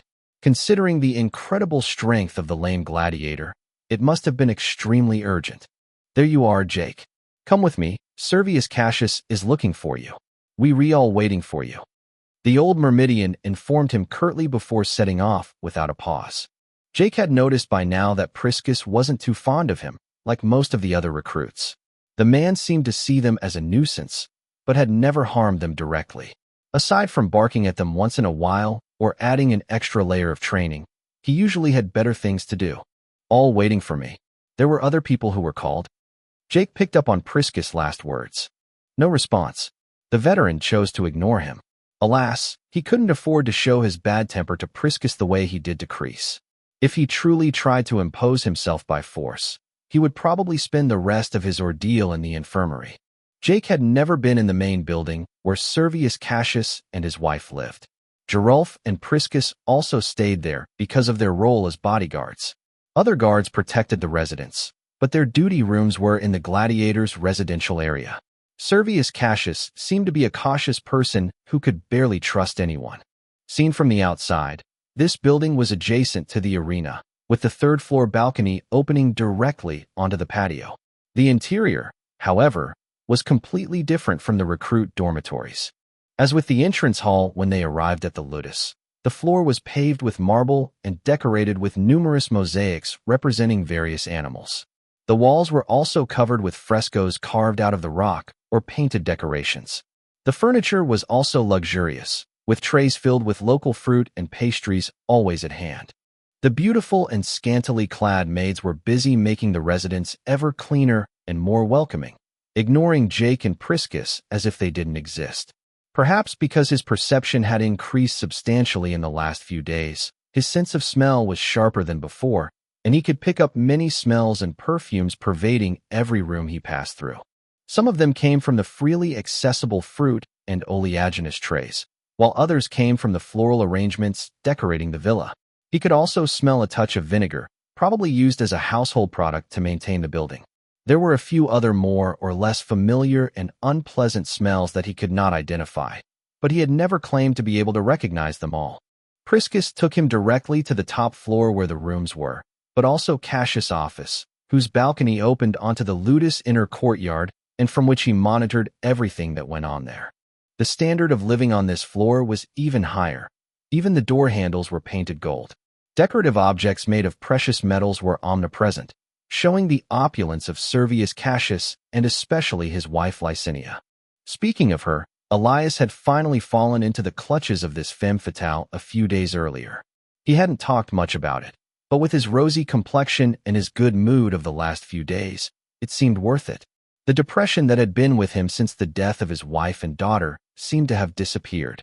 Maybe it was just an illusion, but in any case he had regained a taste for life. It was only after this moment of passion that Elias had challenged the 33rd, ahead of Yerode and Lamine. The future would reveal whether it was a mistake or not. In the third-floor hallway leading to Cassius' office, Jake counted 3 doors on each side. One of them was the bedroom of Cassius and his wife. Another was what he thought was Licinia's playroom, and 2 others were those of Gerulf and Priscus. The 5th door, closer to the office, was open, and what he saw was only a storage room where all the paperwork and other precious collectibles were stored. A vault. The 6th door was closed, and Jake felt that asking Priscus would be a waste of his precious time. When the duo finally reached the desk room at the end of the corridor, Priscus symbolically knocked on the thick oak door before entering. The room was indeed far from empty. Apart from Cassius sitting behind his desk and Gerulf standing behind him like his shadow, a number of recruits he recognized were waiting with folded arms for his arrival. None of them dared to show their impatience with the owner of the premises, but by their annoyed expressions they must have been waiting for a while. Yet Jake noticed that the atmosphere was heavy, and not only because of the silence. Servius Cassius, the lanista in white toga, usually in a benevolent mood, was looking gloomy at the moment, elbows on the desk and fingers intertwined. The situation seemed serious. "Jake, we've been waiting for you. Without wasting any more time, let's get down to business. Your first fight has been decided." In utterance of those words, unabashed rage radiated from Cassius' body. As his clasped fingers cracked, he barely restrained himself from smashing everything. "What's the matter? Wasn't that the plan?" Jake dared to retort, indifferent to the Lanista's fury. "Planned? Yes, it was," Cassius confirmed with a long sigh, his weary body collapsing into his chair as if emptied of all his strength. "The date of your first fights has not changed. What has changed are the circumstances." "What do you mean?" Lu Yin asked in that barely audible voice that Jake was starting to get used to. To appease the people in the wake of the prolonged war against the Thrasgenians and the rumors of torture by the noble families on the rabble, Sextus Caelius Lucius, the crown prince decided to reorganize the games. Instead of simply fighting individually or in groups against the recruits and gladiators of other Luduses, it was decided that a battle reenactment between the Mermid Empire and the Thrasgenians would be staged at the Colosseum instead. Naturally, from a propaganda point of view, those who will represent the Myrmidian legionaries must emerge victorious from this sham, and they will not leave any survivors. "You mean?" "Exactly. What better way to represent the barbaric Thrasgenian army than to use real Thrasgenian slaves? Of all the Ludus of Heliodos, they chose mine and Princess Livia's to provide the slaves representing the Thracian side. I'd be the last of the fools if I didn't realize by now that someone is plotting against me." Jake focused for a moment to generate a path showing how to survive the battle in the Colosseum while actually participating in it.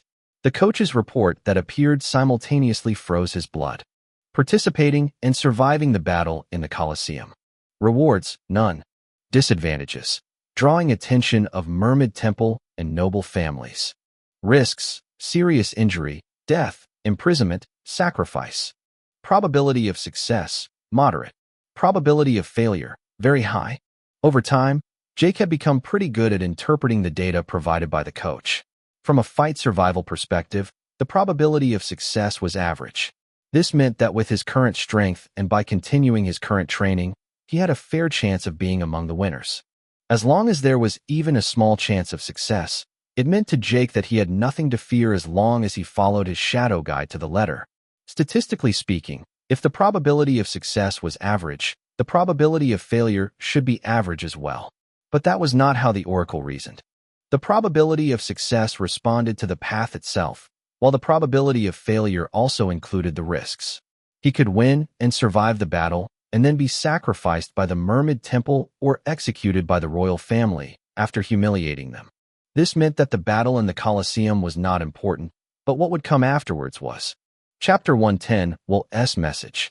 An hour later, Jake was back in his own room, meditating on the Oracle coach's evaluation while sitting cross-legged on his bed. Night had fallen, and most of the recruits and gladiators were busy enjoying their meals. Since he had defeated a professional gladiator and joined the top 50, he was eligible for the rooms of the highest standard. That meant he was now residing on the upper floor well away from the other recruits. His room was actually a real apartment with living room, bedroom, kitchen, and toilet. The latrine at his disposal was connected to the aqueduct network, which could be considered a real luxury in an ordeal like this one. For the first week, he had to settle for using a chamber pot when he had an urge, and this was particularly repulsive for a 22nd century earthling. It was another of the many reasons responsible for the depressive state of many of the recruits. The furniture was also of better quality, and he had a real bed. He was also allowed to order his meal directly through the few servants who were assigned to provide these services and who were constantly roaming the floor waiting for an order. This was the reason why Geralf and most of the top 20 gladiators hardly ever ate with them in the cantina, preferring the quietness of their apartments. All they had to do was snap their fingers to get the food of their choice, which was much more convenient for them. True to his routine, Jake ordered all sorts of dishes for his usual feast. As his stats increased and his training intensified, his appetite grew increasingly out of control. Most of his evenings were now devoted to eating to renew and expand his energy reserves. About 20 minutes later, a slave entered with a cart containing the requested dishes. Jake recognized the slave bringing the food as one of those who had given up on the first day of training even before it began. Judging by the slave's jaded and bored expression, he seemed to regret his choice. After finishing his service, the slave gave him a slight bow before retiring in silence. Jake paid no attention to him and began to fill his first plate. His jaw was now so strong that chewing on bones seemed as simple as eating potato chips. As a result, his tastes had begun to change. His digestive system had also changed significantly. The one time he had eaten too much, he had had acid reflux for an entire evening, and what he could tell by the intensity of the smell was that it was not good for a normal human to be puked on by him. His gastric juices might not yet have been as corrosive as pure sulfuric acid, but it did itch. While he was biting into a roast chicken leg, or at least some kind of chicken-like bird, Jake remembered that he hadn't had time to open Will's letter.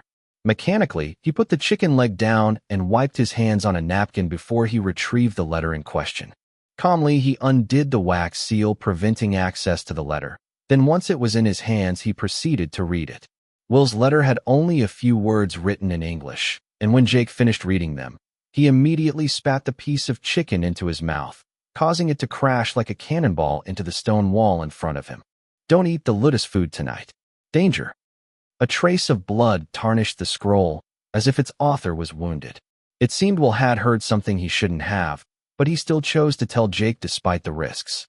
He had managed to give the letter to Kreese in person, which meant that despite his injuries, his status within the House of Quintus had not been compromised yet.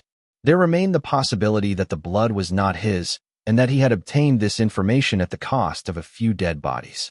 What the hell are you doing, Will? Jake couldn't help but whisper out loud. Now that Jake knew something was wrong with his food, Jake focused on his shadow guide.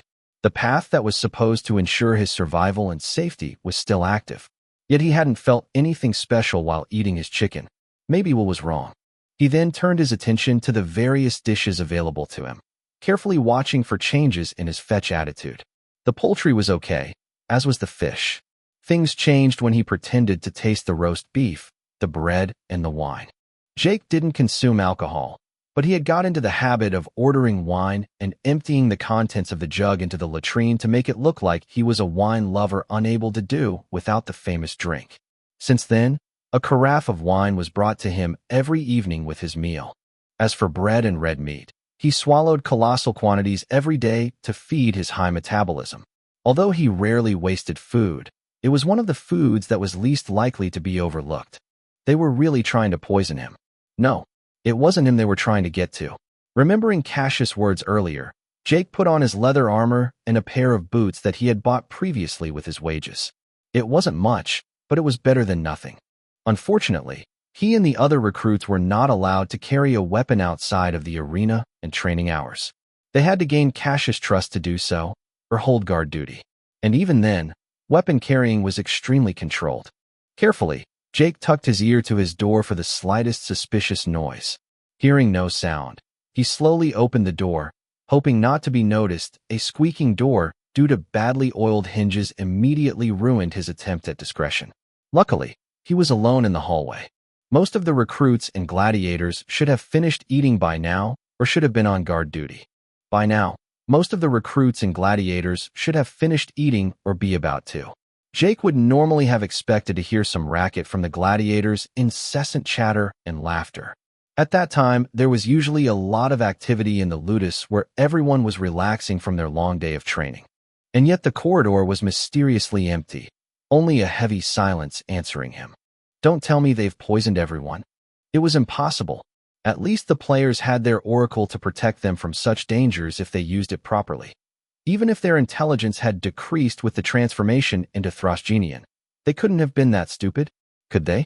To find out for sure, Jake went to the door next to his own that corresponded to the apartments of Lu Yifeng and his sister.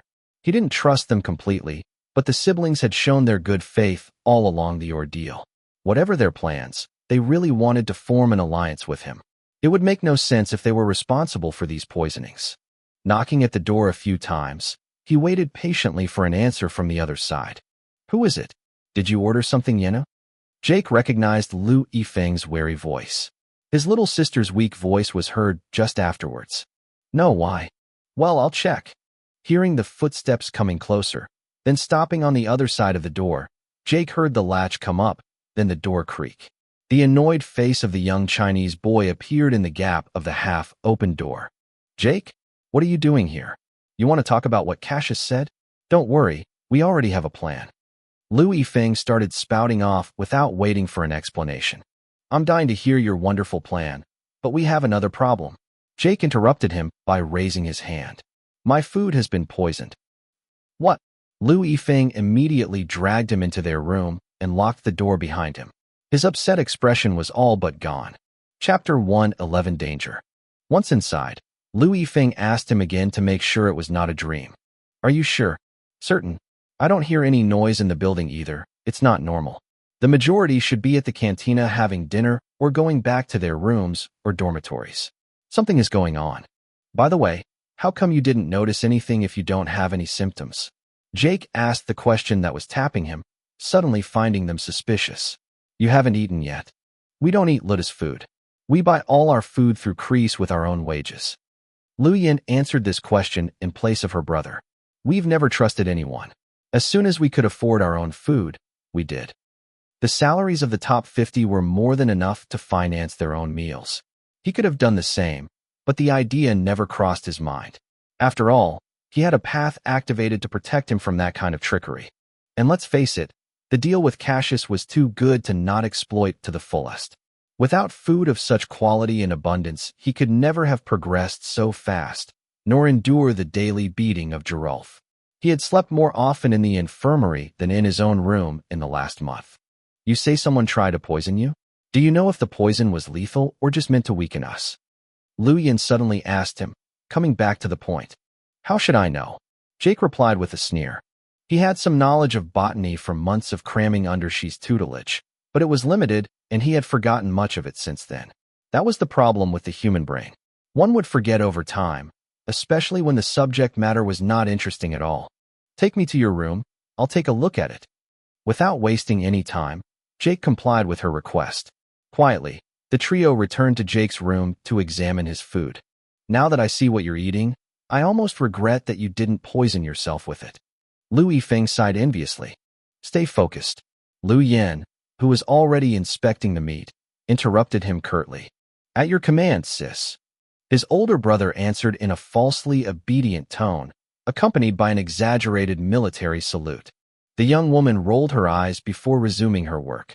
As Jake did earlier, she used her bracelet to assess which food was poisoned in an instant, then approached a few samples under her nose to sniff them. Cyanide. It's light and well hidden with the smell of meat, but I can smell a faint hint of bitter almond. A small dose is lethal to a human. With a normal serving of food, you'd get away with it, but that's impossible with your current appetite. Cyanide. Jake remembered that it was possible for a human to become intoxicated by eating too many seeds or fruit pits. There were a few such occurrences. Even if one wondered what idiot could swallow half a cup of apple seeds by accident, the human bullshit was no longer in question. Cyanide was one of the first poisons in human history, obtained by crushing and grinding fruit pips or pits. The poison was recognizable by its distinctive bitter almond fragrance, but this was often concealed and covered by the smell of other foods or sauces. In this case, the sauce in which the roast beef was immersed was the culprit. After checking all the dishes, Lu Yin found the same discreet scent emanating from the wine jug. The smell was almost imperceptible in the bread, the crushed almonds having been skillfully mixed with the flour. Someone wanted to kill you. We need to check on the other recruits and gladiators in the Ludus. If they've all been poisoned with cyanide, the situation is worse than I thought. What do you mean? Jake wasn't sure what she was getting at. Based on our experience with the VR game trial world, the first ordeals are supposed to be relatively safe. Never would the Oracle plan a scenario where you could get poisoned so easily. We've got our bracelets to prevent these accidents, but it's impossible to keep an eye on your shadow guide at all times. Indeed, even Jake couldn't mimic his shadow guide all the time. It required a sustained effort of attention, and most of the time it was in the background ready to pop up at his request. The paths were active, but he would follow them broadly when the situation was not urgent. It was perfectly possible that he had made crucial errors during this ordeal by simple carelessness or misinterpretation of the signals and gestures sent by his shadow guide. If Jake could make such mistakes, other players were doomed to follow suit, not to mention all of the recruits and native gladiators who did not possess an oracle. If everyone's food had been poisoned, many were doomed to fail their ordeal prematurely. This went against the formative intentions of the first ordeal. In that case, there is only one possibility. Jake concluded out loud as he paced back and forth in his living room. It was another player who poisoned your food. Anyone in mind? Yifeng scrutinized Jake's expression, but saw no sign of epiphany. The appearance of the slave bringing him his tray flashed before his eyes for a second, but he spontaneously eliminated this hypothesis. He may have been a player, but he was too weak. Even if he had hidden his true intentions, it was not worth depriving himself of the gladiatorial training and the effects of the Myrmidian blood. Apart from Yerode and Lamine, I don't know anyone here who would want to harm me, but I don't think that's their style. There are plenty of reasons why someone might want to harm you. Your ranking, your reputation in the Ludus, or simply the danger you represent as a player. But it could also be due to whatever. We don't have time to dilly-dally. We need to check on the status of the other recruits. Lu Yin cut short her brother's line of reasoning. As the siblings put on the second-hand legionary armor they'd bought, Jake thought of another detail, and a big one at that. They were unarmed. They weren't even allowed a butter knife in their rooms. He immediately shared his idea. We'll have to consider going through the arena. The room where the equipment is stored is locked, but that shouldn't be a problem for us. All of a sudden, Lu Yin, who was putting on her armor in a relaxed manner despite the two men peering at her, stood up alertly. Her delicate ears trembled for a second, then she urgently placed her hands over the two men's mouths. Once she was sure they would remain silent, she gently withdrew her hands. The difference in perception between them was obvious. Footsteps were approaching, and the trio could finally hear some voices coming from the staircase linking the ground floor of the recruits to their second floor. Upon recognizing them, Jake and Lu Yifeng turned livid. They were familiar with the top 5 gladiators, but that didn't mean that they hadn't memorized the looks and voices of other important gladiators. Among the approaching voices, Jake recognized the voices of the 6th, 7th, 9th, and 11th ranks. If they really had to fight against this group in an enclosed space like this, their chances of surviving the confrontation would be slim. Fimus, I don't even know why we're wasting our time checking the dormitories. By that time, everyone should be done eating. Even if one lucky person decided to fast tonight, it wouldn't make any difference to our plans. Shut up, Plintus. If we wanted to be low-key, it's over. The second voice barked at his comrade, making even more noise. Shut up, you two. The orders are clear. Inspect the rooms. A deeper voice growled menacingly, ending the quarrel of the first two. The last voice was that of Carbo, number 6 in the rankings. Fimus was 9th and Plintus 11th. Jake had no intention of meeting them now. His shadow guide was showing signs of agitation, which only happened when his life was directly threatened. In this case, he had promised himself that he would never dither. The siblings were of the same opinion. As the quartet climbed the stairs, the trio tiptoed out of Jake's apartment and rushed as quietly as possible to the window at the end of the corridor. When Carbo's watchful eyes scanned the first-floor corridor, he found no one. The trio had jumped down. Chapter 112 Plop. The fall from the first floor wasn't too hard. Each of them had a well-trained body and ether stats among the best of the recruits. After 5 or 6 meters of free fall, the trio landed like cats without making the slightest noise. Without wasting a second, the group cuddled up to the walls of the building to avoid Carbo's vulture's gaze. Carbo's senses were keen, and he was convinced that he had heard something. Luckily for them, a pain-stricken wail echoed from inside one of the rooms on the first floor, making him forget his suspicions. The 3 players looked at each other in shock when they realized that there were still conscious people on their floor. Soon, however, their muscles relaxed. They didn't know these people anything, and they wouldn't have had time to warn everyone anyway. It was too risky, and it would only draw attention to them. In any case, they couldn't afford to find out what fate awaited the recruits and gladiators still conscious when those responsible would flush them out. Despite the moonless night, they were now out in the open not far from the patio, potentially in full view of the enemy. Numerous torches and oil lamps lit up the corridors of the Ludus at this hour, preventing anyone from truly hiding. Instead of passing through the open corridors bordering the inner courtyard and the main arena of the Ludus where they could be easily spotted, the trio decided to return to the interior of their residential building to travel undercover. All the buildings of the Ludus were connected to each other through the ground floor in order to facilitate circulation within it. It was thus possible to travel from one's room to the thermal baths or from the thermal baths to the cantina. It was even possible to reach the outer courtyard of the Ludus made up of floral gardens and then perhaps escape. Naturally, the surrounding wall was always heavily guarded. Still on tiptoe, Jake infiltrated the building, followed by the 2 siblings. Only the light from the torches gave them a semblance of light, but it was enough to get them going. They could still hear footsteps and voices in the background coming from upstairs, but at least the ground floor was deserted. Accelerating the pace, the trio began to jog down to the spiral staircase at the end of the corridor. Once at the foot of the corridor, they entered the narrower right-hand corridor that they used to take to get to the baths. At that hour, there should be no one left there except perhaps to access the latrines. As they progressed down the corridor, the voices of Carbo and his acolytes were quickly muffled, somewhat loosening the knot in their stomachs. A few seconds later, the corridor widened again, and they entered the adjacent room of the thermal baths where they had had their hair cut savagely. Of course, the potentially sharp utensils such as the stripe or the bronze razor with which they cleaned and shaved were kept elsewhere. Every evening after their ablutions, a servant would be assigned to count each item before bringing it back to the highly guarded main residence where Cassius and his wife resided. Finding nothing to use as a weapon, the trio proceeded cautiously in case their enemies had the same idea. Plop! The trio spun around, startled in the direction of the noise. It came from the latrine. Hearing another plop, the trio sighed long and hard, almost bursting into laughter. Hiding in ambush on either side of the latrine door, Jake and Yifeng waited for the stranger to finish dumping his log.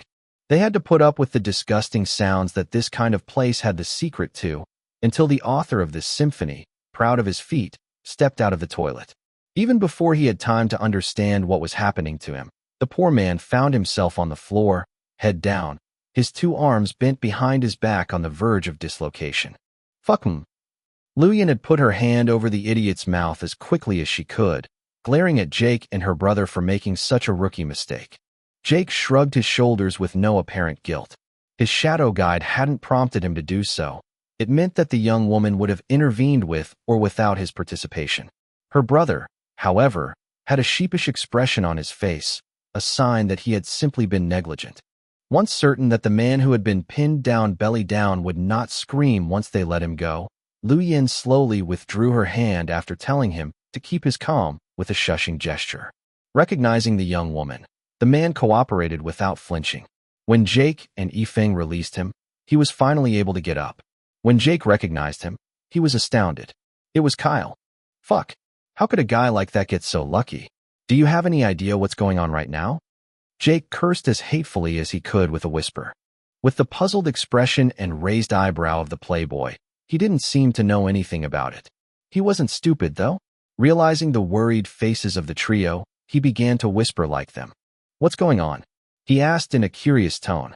Someone's poisoned the food. Lu Yifeng replied soberly. We don't know if it's general, but we can't hear any more noise in the residential area, the patio, or the cantina. Whoa, what? Kyle looked like someone who just swallowed a fly while trying to catch his breath. No matter what happens, this has already happened. We've got to think about what's coming next now. Jake swept aside his questions with a wave. And you? How come you're fine? Oh, that. I got another beating from Thomas in the duel earlier. 9th time I lose to him. It drives me crazy. I got knocked out again, so they took me to the infirmary. I woke up not too long ago, and I had a hell of a need to take a CRA. Thank you, but we don't need the details. Lu Yin interrupted him curtly. Thomas was the player of the orange group, which was always one spot above Kyle in the rankings. The two were close behind each other and had developed a real rivalry during the ordeal. Thomas and Kyle were currently respectively 84th and 83rd in the official ranking. It wasn't much for Jake and the siblings, but it was quite a progression for both of them. What do we do now? Kyle asked with a quick gasp, a sign that he was starting to panic. He was only just getting the full measure of the situation. Whatever we do, we need weapons to fight with. So off to the arena warehouse. It'll force us to go through the cantina, but it's better than walking around in the open in the middle of the arena. Jake quickly explained the plan to him, cutting straight to the chase. His oracle had already generated a working path without requiring any special detours. There might be unforeseen events along the way, but it was the best plan they had. The siblings obviously had the same path as he did. Once Kyle had been briefed, the now quartet got back in motion. The group proceeded as quickly as possible through the many rooms of the thermal baths, before exiting the latter just a few meters away from the cantina. As they got closer to the cantina, the group began to come across unconscious bodies whose postures indicated that they had tried to escape, suffering from horrible breathing pains before gradually weakening and falling into a coma. When they took their pulse, they could confirm that most of them were already dead. They were all familiar with the corpses. All of them were professional gladiators from the Ludus. One of them even ranked 36th in the ranking.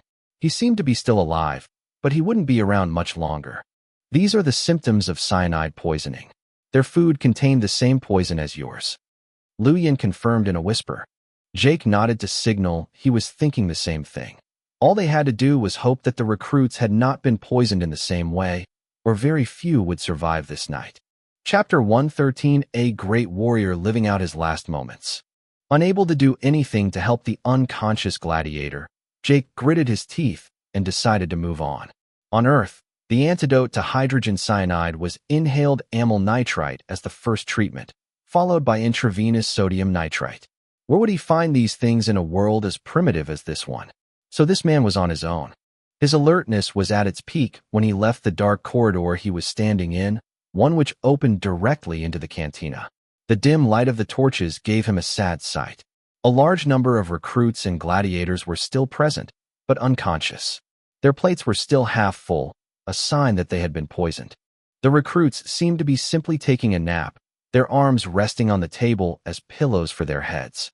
Their expressions were relaxed, and a dribble of drool sometimes came out of their half-open mouths. This was not like the previous gladiators' cyanide poisoning, but the effect of a sleeping pill or a strong anesthetic. Gladiators bearing the Ludus mark had been treated differently. Again, most still had their hands clenched against their throats, as if they were choking. Their blue faces showed signs of advanced cyanosis, and it was clear that most were already dead. But that wasn't what alerted Jake and the siblings. There were people missing. Too many people.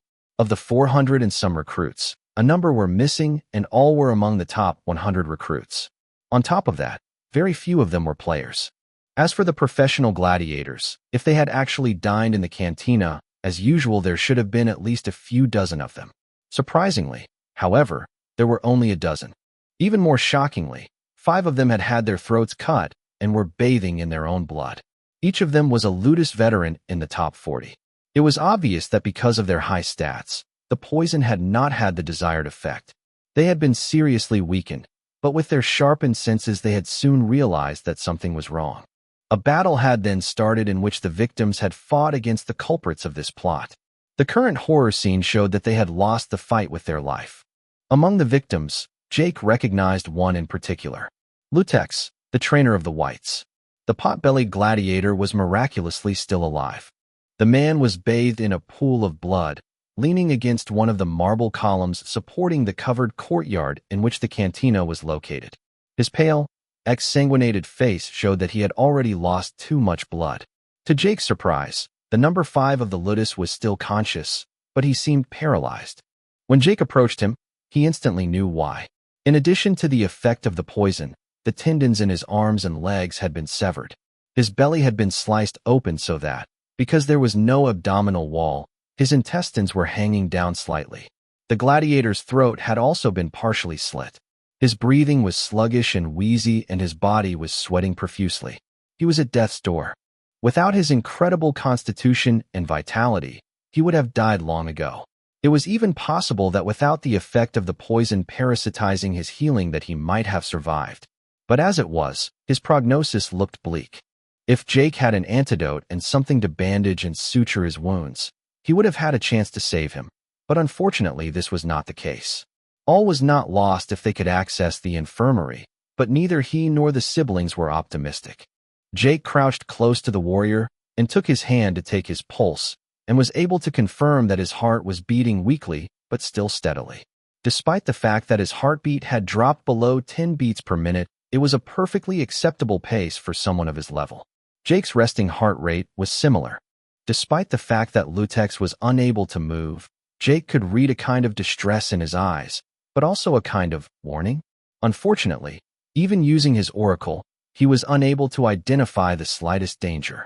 His shadow guide was peaceful, which meant that his life was not directly threatened. Jake used to give his shadow guide a few seconds head start in response to a threat. This allowed him to always be prepared to react to the first blow. It was very difficult to attack him by surprise if he was focused. Only in combat was the shadow guide set to execute the path a few tenths of a second before the actual action. In any case, Lutex's eyes were wide open, his pupils as tiny as possible as a sign of fear, but it could also have been an effect of paralysis. In any case, Jake was powerless to help the poor guy.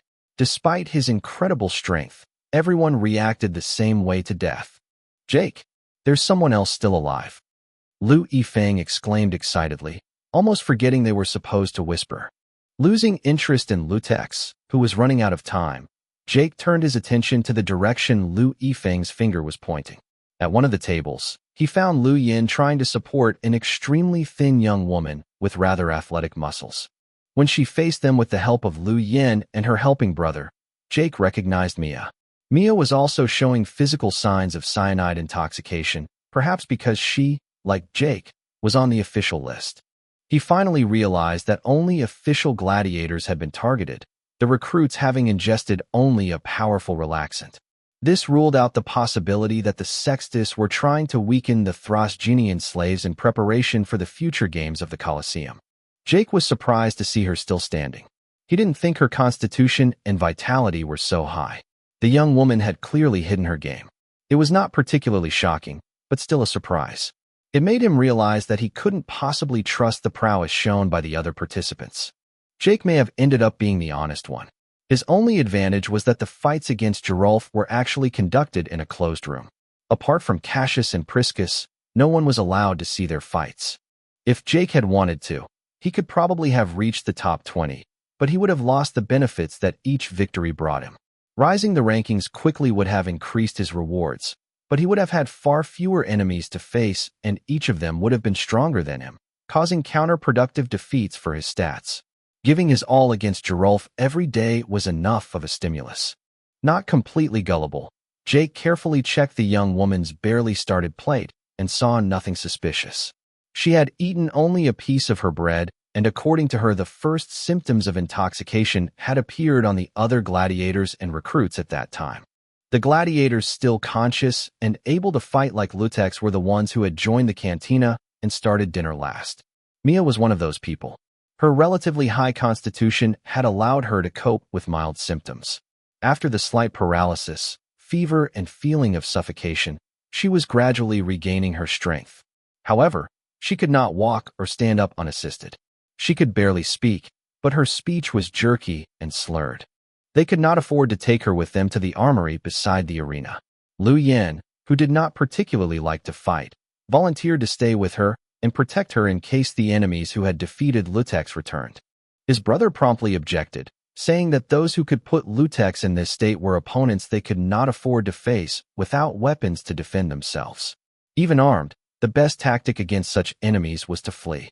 Nevertheless, after a few minutes of whispered arguments between brother and sister, Lu Yifeng finally complied.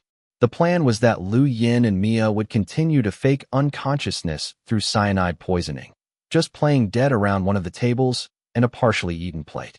They would also keep Lutex company during his last moments, which was probably little consolation for a former number 5. It was in any case preferable to two burly men like Jake and Lu Yifeng. "We'll be back in no time," the young Asian boy promised his sister, hugging her as if they would never see each other again. "I know." She rolled her eyes at her brother's overreaction. Jake waited until their ridiculous farewell ended with the expressiveness of a block of marble before making his way to the arena. This time, they would no longer be able to keep a low profile. For at least a few meters, anyone monitoring the patio would be able to see them crossing. Chapter 114 Appearances can be deceptive. Just a minute after Jake, Lu Yifeng and Kyle, who hadn't said a word for a while, left the cantina, Lu Yin suddenly straightened up, leaving the bench and table on which she was faking her blackout.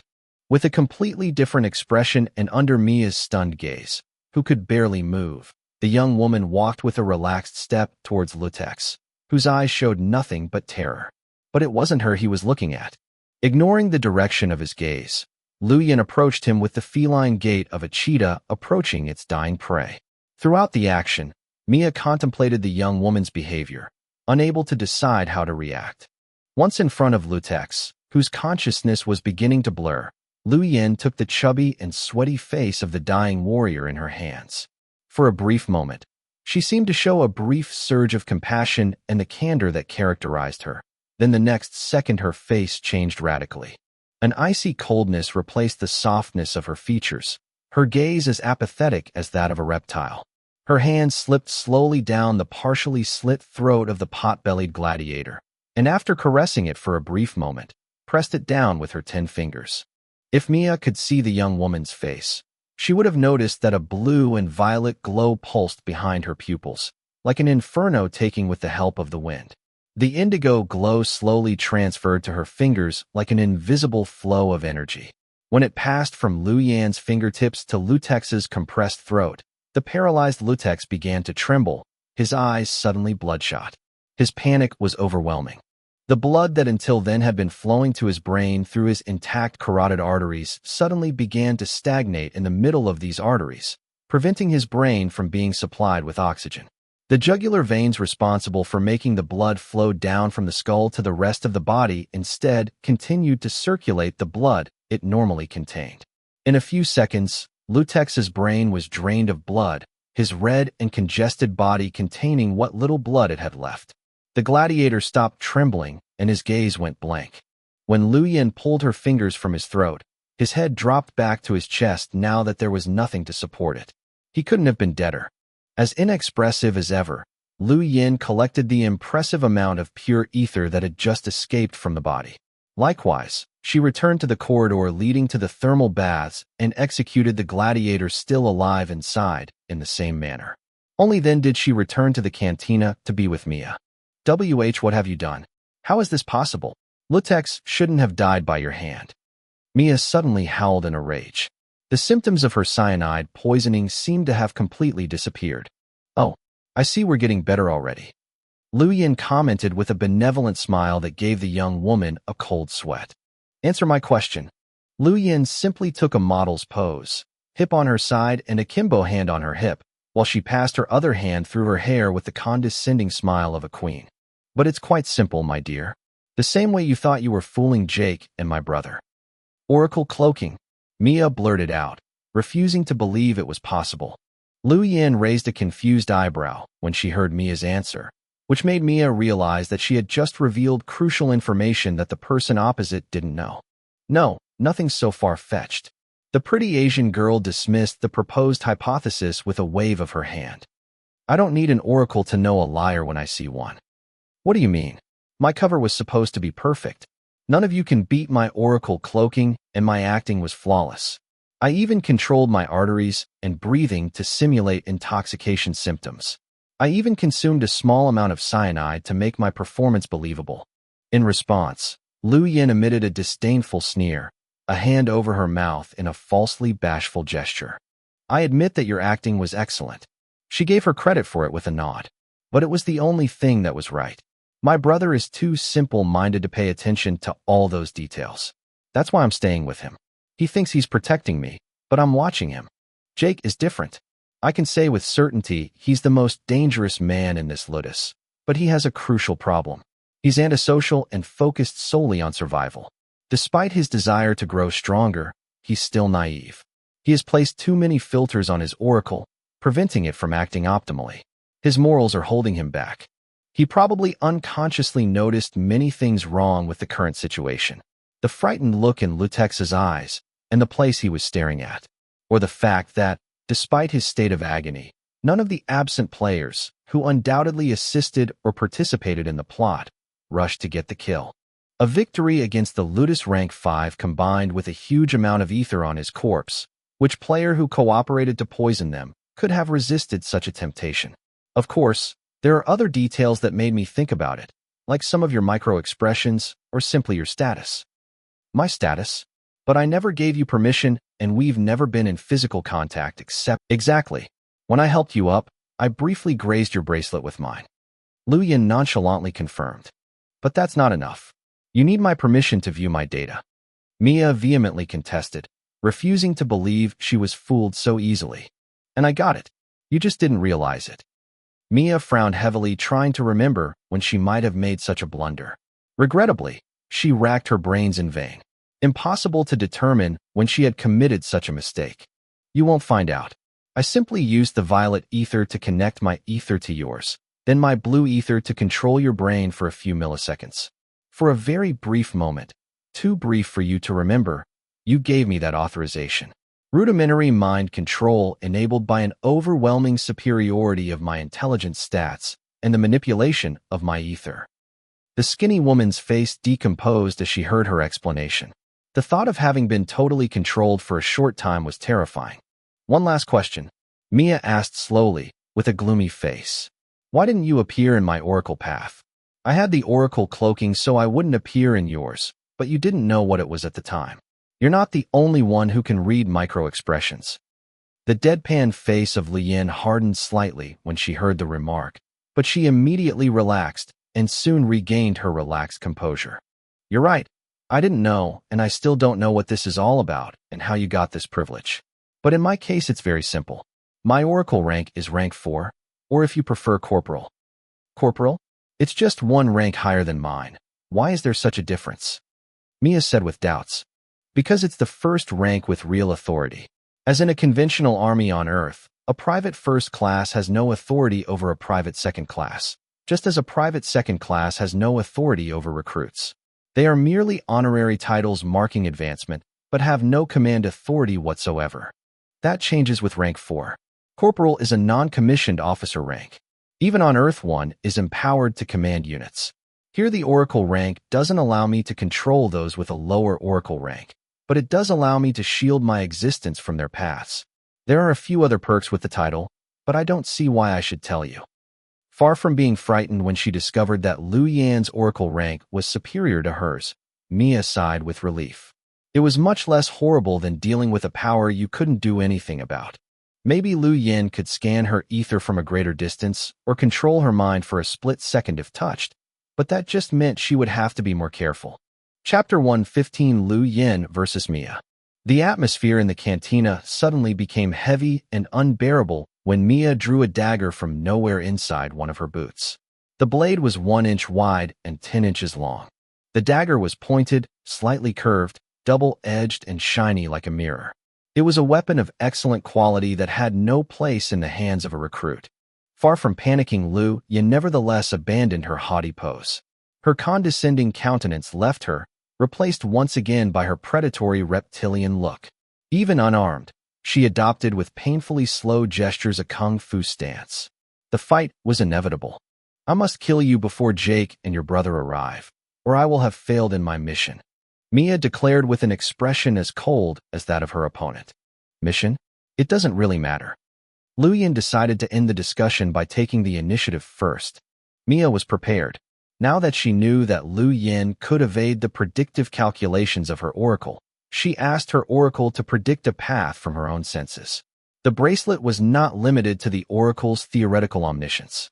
The oracle could also make far-reaching predictions from the data he collected in real time. This role was performed manually by the oracle AI and was not dependent on the global oracle system. Unsurprisingly, she avoided Lu Yin's first punch without blinking, quickly followed by a second one. Mia shamelessly admitted that the young woman was a genius whose potential far surpassed her, but for now she was just a harmless lion cub. She may have been able to lie about her oracle rank or pose as a harmless, herbivorous little girl to her brother, but she couldn't hide her stats. The stakes of the ordeal were too high to deprive herself of the benefits of training.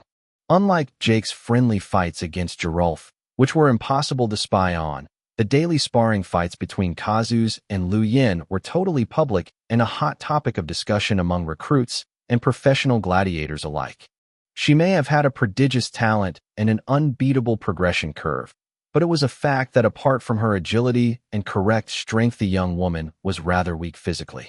Although she had trained as hard as she could to compensate for her lagging stats, without a good constitution and initial vitality, she could not endure the frequency and intensity of the training Jake and Elias underwent every day. Hiding her potential from Kazus meant losing every day without doing her best. Even if she could partially hide her stats in this way, the result would be counterproductive, especially since it was impossible to develop her martial skills without fighting at a sufficient intensity. After all, Jake was already able to fight like a genius using his oracle if the pace of the fight was slow enough. This meant that Lu Yin was weak. After dodging and blocking a few blows without difficulty, a murderous intent sprang from Mia, and her dagger pierced the young woman's heart like a bolt of lightning. At least that's what she thought. She realized a split second too late that her dagger stab was slightly off target. The skinny woman couldn't figure out how she had missed her target. Then she caught the bluish-purple glow radiating from the Asian's pupils and realized what had just happened. Lu Yin's mind control ability was not limited to physical contact. However, Mia gleefully discovered that this power came at a price. After controlling her ether this way, Lu Yin gasped lightly and began to drizzle with sweat. Controlling an opponent from a distance seemed extremely grueling, and this feat could not be repeated many times. Knowing full well that the young woman had no chance of resisting her, Mia leapt back and pulled shorter daggers from her other boot. These had a triangular appearance, more aerodynamic and reminiscent of Japanese kunais. Certain that the cost of mind control increased with distance, Mia simply decided to play it safe by showing her dart skills. Decisively, she immediately threw a first projectile, then a second one at the helpless young prodigy. Expecting Lu Yin to dodge the first dagger in a hurry before being intercepted and pierced by the second, Mia changed her expression when a different scenario unfolded before her eyes. Lu Yin indeed leapt to the side, narrowly avoiding the first kunai, as expected. It was then that the planned scheme abruptly turned in a completely different direction.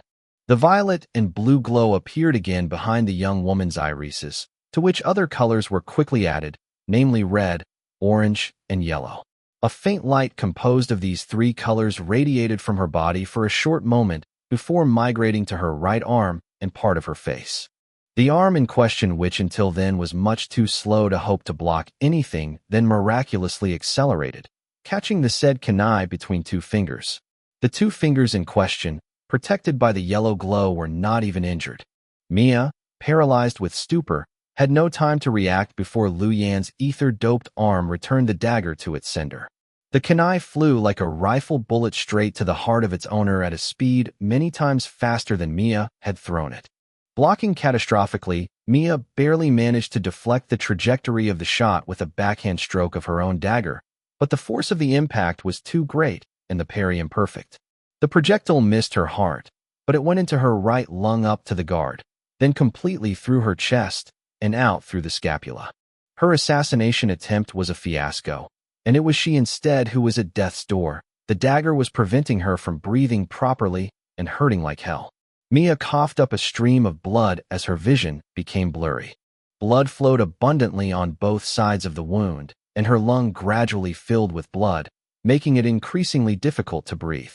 Soon a dizziness forced her to kneel down, hands on the ground so as not to collapse. Raising her head with difficulty, she watched the one who had defeated her come closer with a look of reluctance. When Lu Yan arrived in front of her after picking up her dagger, Mia let go with a barely audible murmur. "I am not your enemy. I had to protect the recruits." Lu Yan stopped her gesture for a short moment to consider the credibility of the dying young woman's words.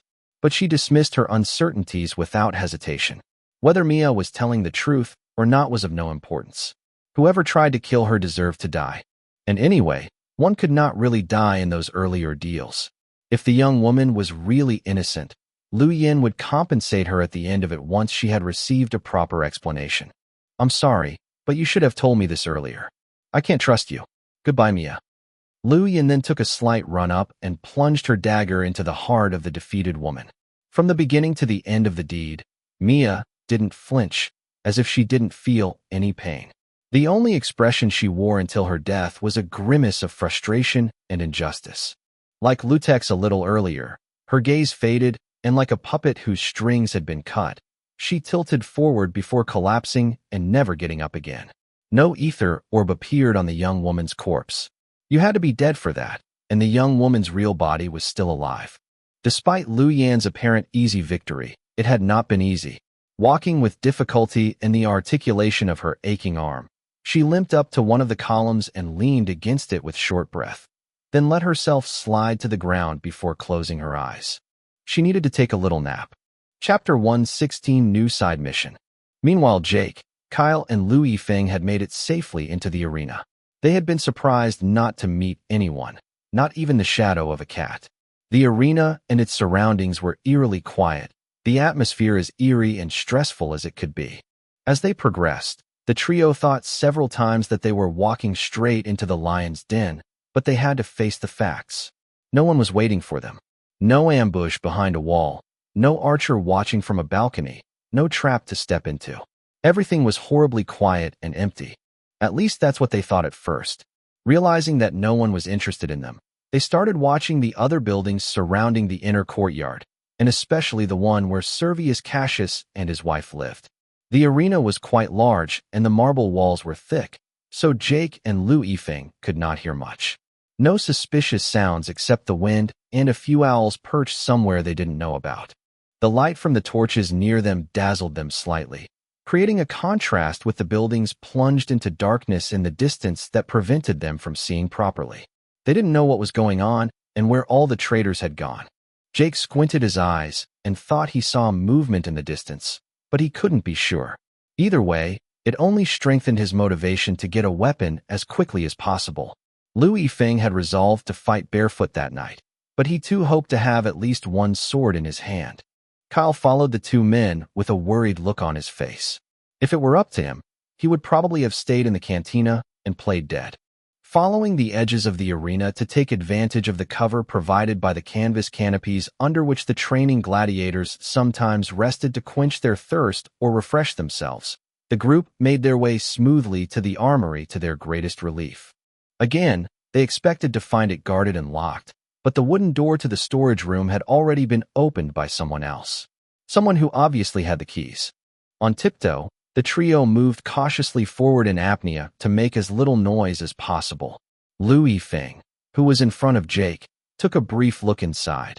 But apart from the darkness and silence, he found nothing strange.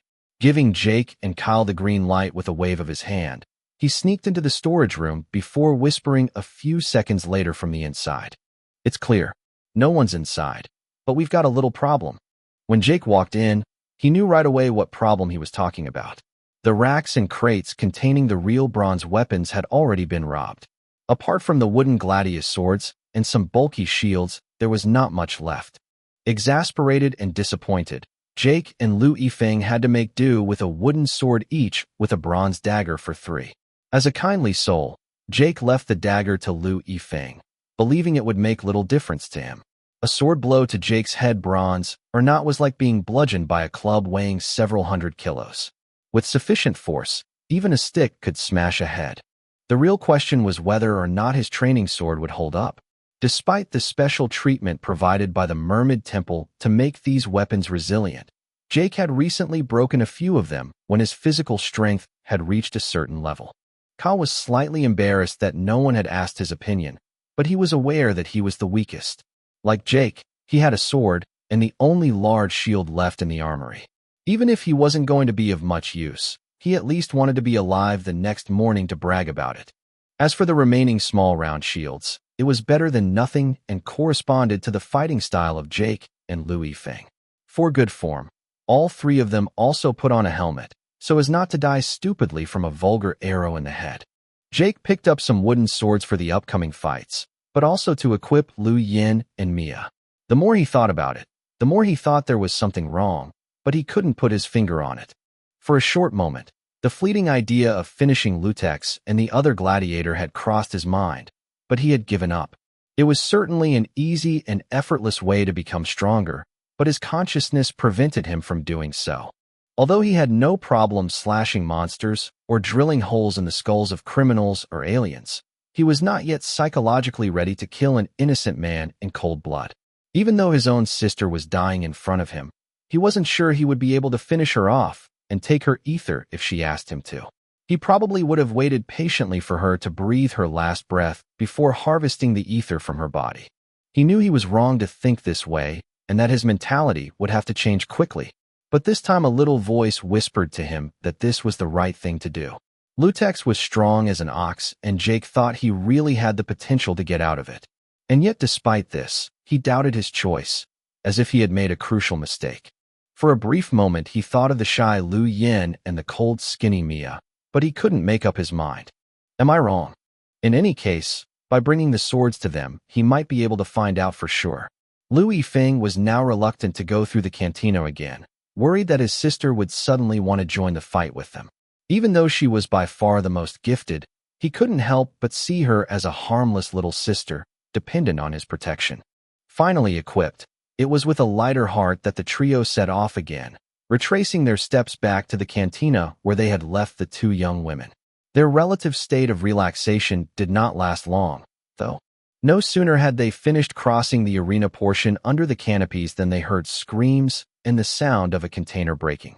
Immediately afterwards, as if a forest fire had broken out, a fire broke out in the servants' residence, setting off the alarm in the ludus. Seconds later, the yelling and panic exploded, waking up those who were already asleep and causing the attackers to abandon all tactics of discretion. With the clarity provided by the flames of the fire, Jake was finally able to see what was happening and for a brief moment remained frozen in place. In addition to the gladiators and recruits, they recognized looting, killing, and raping everything they could. Jake also saw hundreds of darkly clad individuals in the distance climbing the wall with grappling hooks. Some of the guards protecting the wall had been cut before they could react or join the enemy ranks, but once the alarm sounded, the guards who were still alive went into action. The sound of drawn swords rang out in unison in all directions, and soon after the battle raged, turning the gardens and walls of the ludus into a place of slaughter. Blood and guts watered the flowers as the corpses of guards or invaders defeated from the top of the wall rained down regularly. The reputation of the guards of Servius Cassius, all of whom were former gladiators, was not usurped. After the first few seconds of surprise, They began to methodically cut off their enemies, preventing the men in black from entering the ludus itself. Grua. The trio that had almost reached the cantina stopped abruptly when they heard this scream of fury. Jake would have recognized it among 1,000. It was Gerolf's.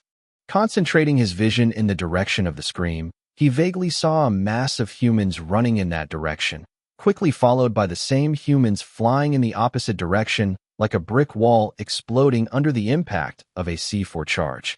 With each blow from Gerolf, a dozen or so unidentified shapes would fly off to new horizons, the trail of blood behind them giving them the charisma of a shooting star in its final moments. Gerolf was as strong as his reputation suggested, and Jake had no doubt that he would emerge victorious from his battles. Unfortunately, this was only true if he was in perfect condition. He didn't know the real stats of the Kinther, but if he had been poisoned, the culprit had necessarily planned an adequate dose to overcome it. Jake was quite fond of the barbarian, and there was no question of letting him fight alone. Decidedly, Jake threw the wooden swords he was carrying under his arm at the entrance of the cantina without even checking the situation inside. Hearing the screams and roar of the flames, Lu Yin had come out of the cantina to greet them, and seeing that she was well, it was enough for Jake and Lu Yifeng to move on to the next stage of their plan. For once, the Oracle agreed with them. Side mission: save and protect the person most dear to Servius Cassius. Secondary objectives: save Gerolf, save Priscus, save Kazas. Chapter 117. One can only trust oneself. As with previous missions, the reward was a gain of experience points to improve the Oracle rank, as well as a better rating for the ordeal. To the surprise and synchro expression of Jake, Kyle, and Lu Yifeng, they had received the same mission. Lu Yin had not reacted the same way they had, and Jake realized as he stared at her that she was extremely pale and had sweaty skin. His previous doubts returned to him in full force. "Where's Mia?" Jake questioned Lu Yin by looking behind the young woman. The skinny woman had a good constitution and consumed limited amounts of poison. She could already stand up with help when the trio went to get weapons, so she should at least have been able to walk after all that time. "She's dead," Lu Yin answered softly with the reserve and small voice that characterized her. But Jake didn't take the bait this time. With a determined step, he pushed her sideways without politeness to enter the cantina, incurring the wrath of her brother. "What's wrong with you?" Lu Yifeng's outraged scream did not manage to make him feel guilty. Once in the cantina, he immediately noticed two things: Mia's bloody corpse and that of Lutex. When he checked Lutex's body, he was unable to determine whether the death was natural or not. In any case, there was one thing he was sure of. Someone had harvested the ether. With Mia dead, there was only one suspect left. His eyebrows frowned more and more as he investigated the crime scene. His expression was indecipherable when he discovered the cause of Mia's death. Although he wondered how the young woman could have smuggled in such good quality daggers with impunity, at least he knew for sure that she was one of the only players to wield a dagger with incredible skill. Despite Lu Yan's talent and after the revelation of Mia's constitution and high vitality, he doubted that the young woman had the slightest chance of winning, especially unarmed. And yet the proof was there. Mia had been stabbed by her own weapon, and with exceptional strength on top of that. Again, there was no ether on the corpse, but that was simply because the first 4 ordeals were non-lethal. The real Mia was probably somewhere in stasis inside the red cood waiting for her body to be rebuilt, unless this was all just a very realistic virtual reality game. For the sake of good form, Jake also checked the condition of the unconscious gladiator in the corridor and was able to confirm that the gladiator had died as well. As with Lutex, there were no apparent physical signs that his death had been precipitated by someone. Nevertheless, if Jake could make mistakes or had difficulty judging people to the point of relying too much on his oracle for this kind of thing, he wasn't an idiot. To save Lutex, he had still made a proper wish and the path existed. The path had not interfered with his priority of going through the armory first, and it indicated that even if the gladiator's prognosis was critical, he could still hold out for a while. Seeing him dead on his return while his shadow guide was still following the previous path showed that the oracle had made a miscalculation, and that was problematic. "She? Any explanation?" Jake's tone seemed peaceful when he spoke, but he was fuming inside. "I don't know. My memory's locked. as is my access to information requiring a higher rank than private." She responded with a certain haste in her voice, a sign that she, too, was disturbed by the revelation. In other words, even information you think you know for certain may be false or incomplete. But I suppose you must still have the intelligence of the original she if you don't have all her memories. You must have some ideas, right? I do, but I'd like you to confirm them with me. While he was having a mental chat with she, he started sprinting towards Gerolf, whose war cries were becoming more and more thundering. He ignored Lu Yin and his brother this time, feeling that he could no longer trust them. It was the same with the Oracle. Mia, just as Lu Yin had acted in a way that his Oracle could not predict, and this ended his previous relative dependence on it.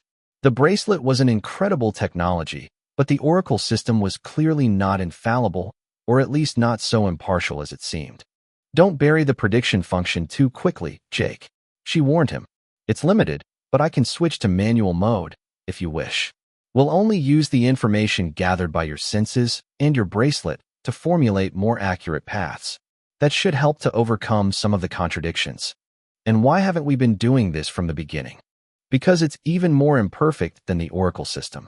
The bracelet would depend on your senses to gather information and calculate paths, and you're bound to miss crucial information. The senses can also be deceived. In that case, I only have to increase my perception, I suppose, to avoid this problem?" Jake merely deduced. "Indeed, but keep in mind that you then lose some of your omniscience. For example, if a giant meteor were to hit where you are in a week's time, the standard Oracle system could easily anticipate it and make you travel far from the impact location long in advance. If you use only the information gathered by your senses, you'll never see it coming." What was the probability of getting hit by an asteroid? Minute. However, that was true on Earth, not in the mirror universe. There was too much he didn't know to completely ignore the Oracle system. "I guess there's a catch when you combine the two predictive systems," Jake said suddenly, bouncing back on his previous words. "There is one. The contradictions. If your senses notice something that doesn't match the path generated by the global Oracle system, it usually takes precedence. You can choose to rely on your own perceptions when in doubt, but then again, sometimes the Oracle is right." Example. For example, you see an army coming towards you from the south and the north. One of them is an illusion. The conventional Oracle would immediately know which one is true and therefore in which direction to flee. If you rely only on your sight or hearing, then you must consider both armies to be true. Can't the Oracle make those kinds of distinctions on his own? Jake saw where she was going, but it was confusing and he was running out of time. Most of the time it does. But like with Lu Yin or Mia, imagine if the second army is true, but the Oracle doesn't see it? Then all of his calculations would be wrong. Keeps both calculation modes active. If there is a conflict, what I perceive will be considered the truth. His decision was made. It was better to die by his own mistake than by trusting an entity he knew nothing about and playing him. By killing Lutex, Lu Yin had reaped an absurd amount of ether, negating in an instant all the advantage that Jake had built up in 42 days of intensive effort. If he let all the players with less scruples than him take all the ether that could have been his, he would not last long. At that moment, his path, "I want to get stronger," which had been hindered by the filter of his morality, became less restricted without him being aware of it. If morality was no longer sufficient to guarantee his survival, he too could become a monster. When he reached the position where Gerolf was fighting against an army of assailants, Jake's face became serious and chilly in turn, wiping out any form of empathy and compassion he might have felt that night. Leaping high into the air, Jake threw himself into the fray with his wooden sword and small round shield. One of the recruits who was standing at the sidelines, watching the confrontation passively and not daring to participate, suddenly saw his head explode like a ripe fruit crashing against a wall. Jake, who had just landed near the new corpse, inspected his broken wooden sword with indifference, the other half lost in the dead man's head. Throwing it to the ground, he picked up his victim's bronze sword with a satisfied smile. He had a weapon now. The time had come to reap ether and lives. Chapter 1, 18 7th Stat Unlocked. Gerolf firmly blocked the access to the main residence, but his enemies and the entrance routes were too numerous. Despite his strength and stature, the giant could only defend one gate. Unfortunately for him, He had never been good at numbers or strategy. Assailed by an army of mobs, he could only do what he could do best: smash skulls and cut off heads.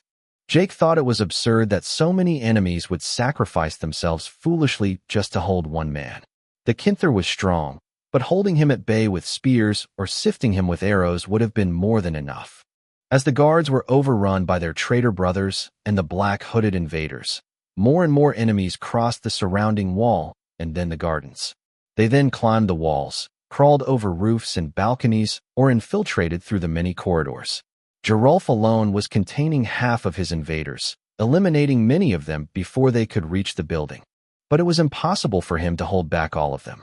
Gradually stronger fighters appeared to restrain him, often guards he had known for a long time and with whom he used to have friendly fights. Regrettably, the moments that Gerulf remembered as moments of brotherhood were for these guards only nightmares whose psychological after effects they still carried today. Bringing down Gerulf couldn't make them happier.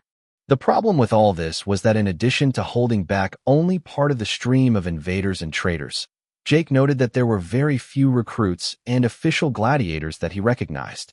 Those who were loyal or uninvolved who were able to help Gerulf were either unconscious, at death's door, or dead. Remembering how Carbo and his acolytes had come to check out the gladiators' apartments earlier, he had little hope for those homebody gladiators who had chosen to eat alone in their rooms. The recruits and gladiators involved in the conspiracy had inevitably organized and prepared their scheme well in advance. Some of the gladiators involved had been frequenting the Ludus for years, a sign that it had been brewing for a long time. He didn't know why the time bomb only exploded today, but it wasn't important.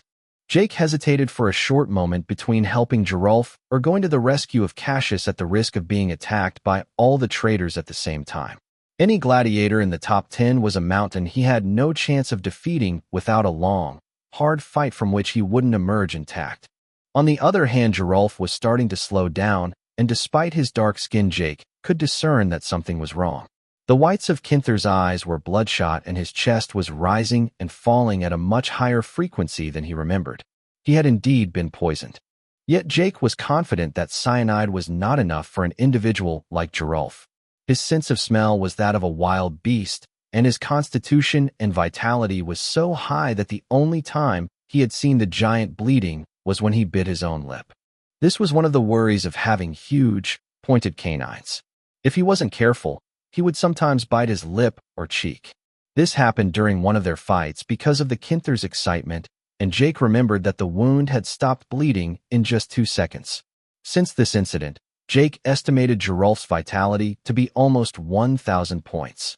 This was an impossible value to imagine, and if Jake based himself on his own Thrasgenian characteristics, Gerulf's strength and constitution must have been at least as high. Without an extremely powerful and almost odorless poison, it was impossible to weaken Gerulf in this way. Seeing that the giant was starting to cough up blood and slow down, Jake felt that he had no time to procrastinate any longer. Like a ghost, he dived among the mobs, backstabbing them unscrupulously with his new sword. Jake activated the automatic harvesting of ether, and as he whirled through the enemy crowd and cut off limbs and heads, filaments of ether began to float towards him, a halo of white light encompassing him that only the oracle bearers could see. One strike, one kill. That was the present Jake's state of mind. Like a tuning machine without emotion, he cut and sliced through everything within range of his sword, choosing a new target immediately after each new kill. Within minutes, Jake had cleared part of the driveway leading to the lobby like a bulldozer would have done. He looked like a red demon, as if he had just bathed in a pool of blood.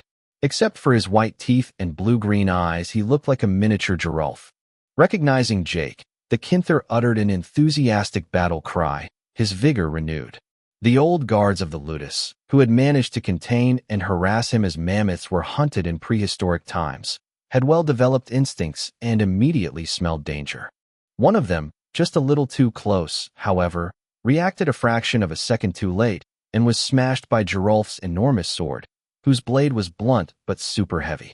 At that point, it was more of a club than anything else. Meanwhile, Liu Yifeng, Liu Yin, and Kyle had chosen to collaborate to rescue Kazus. If Gerulf was in such a critical situation, Ludus number 2 was not to fare any better. Gerulf's stats were unbalanced, favoring resistance and vitality. Kazu's was different. As a Myrmidian, his attributes were more evenly balanced, and his vitality and constitution certainly inferior. If he had been poisoned, his situation might very well be as catastrophic as that of Lutex. Unfortunately, it was a fact that Jake no longer trusted the siblings. Whether they succeeded or not in rescuing him, he had to concentrate on the opportunity before him, namely to collect ether. Angry at himself for his naivety and stupidity, he continued to invest all the ether he could get to boost his intelligence. He didn't want to make any more stupid mistakes. He hoped that better stats would give him the analytical coldness he desperately craved. And it did. Every extra point of intelligence ether added transformed the mentality and the way he saw the world in ways that were hard to imagine. The difference was hard to see when the progression was gradual like it had been over the last month, but it was different when it was increased several times in just a few minutes.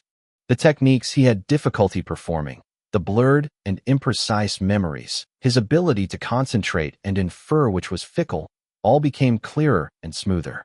The ether of agility helped to improve his reflexes and slow down his perception of time, just like the ether of intelligence, but it worked in a different way. The effects of the two stats overlapped, but the intelligence also gave him an adaptability and insight that agility alone could never provide.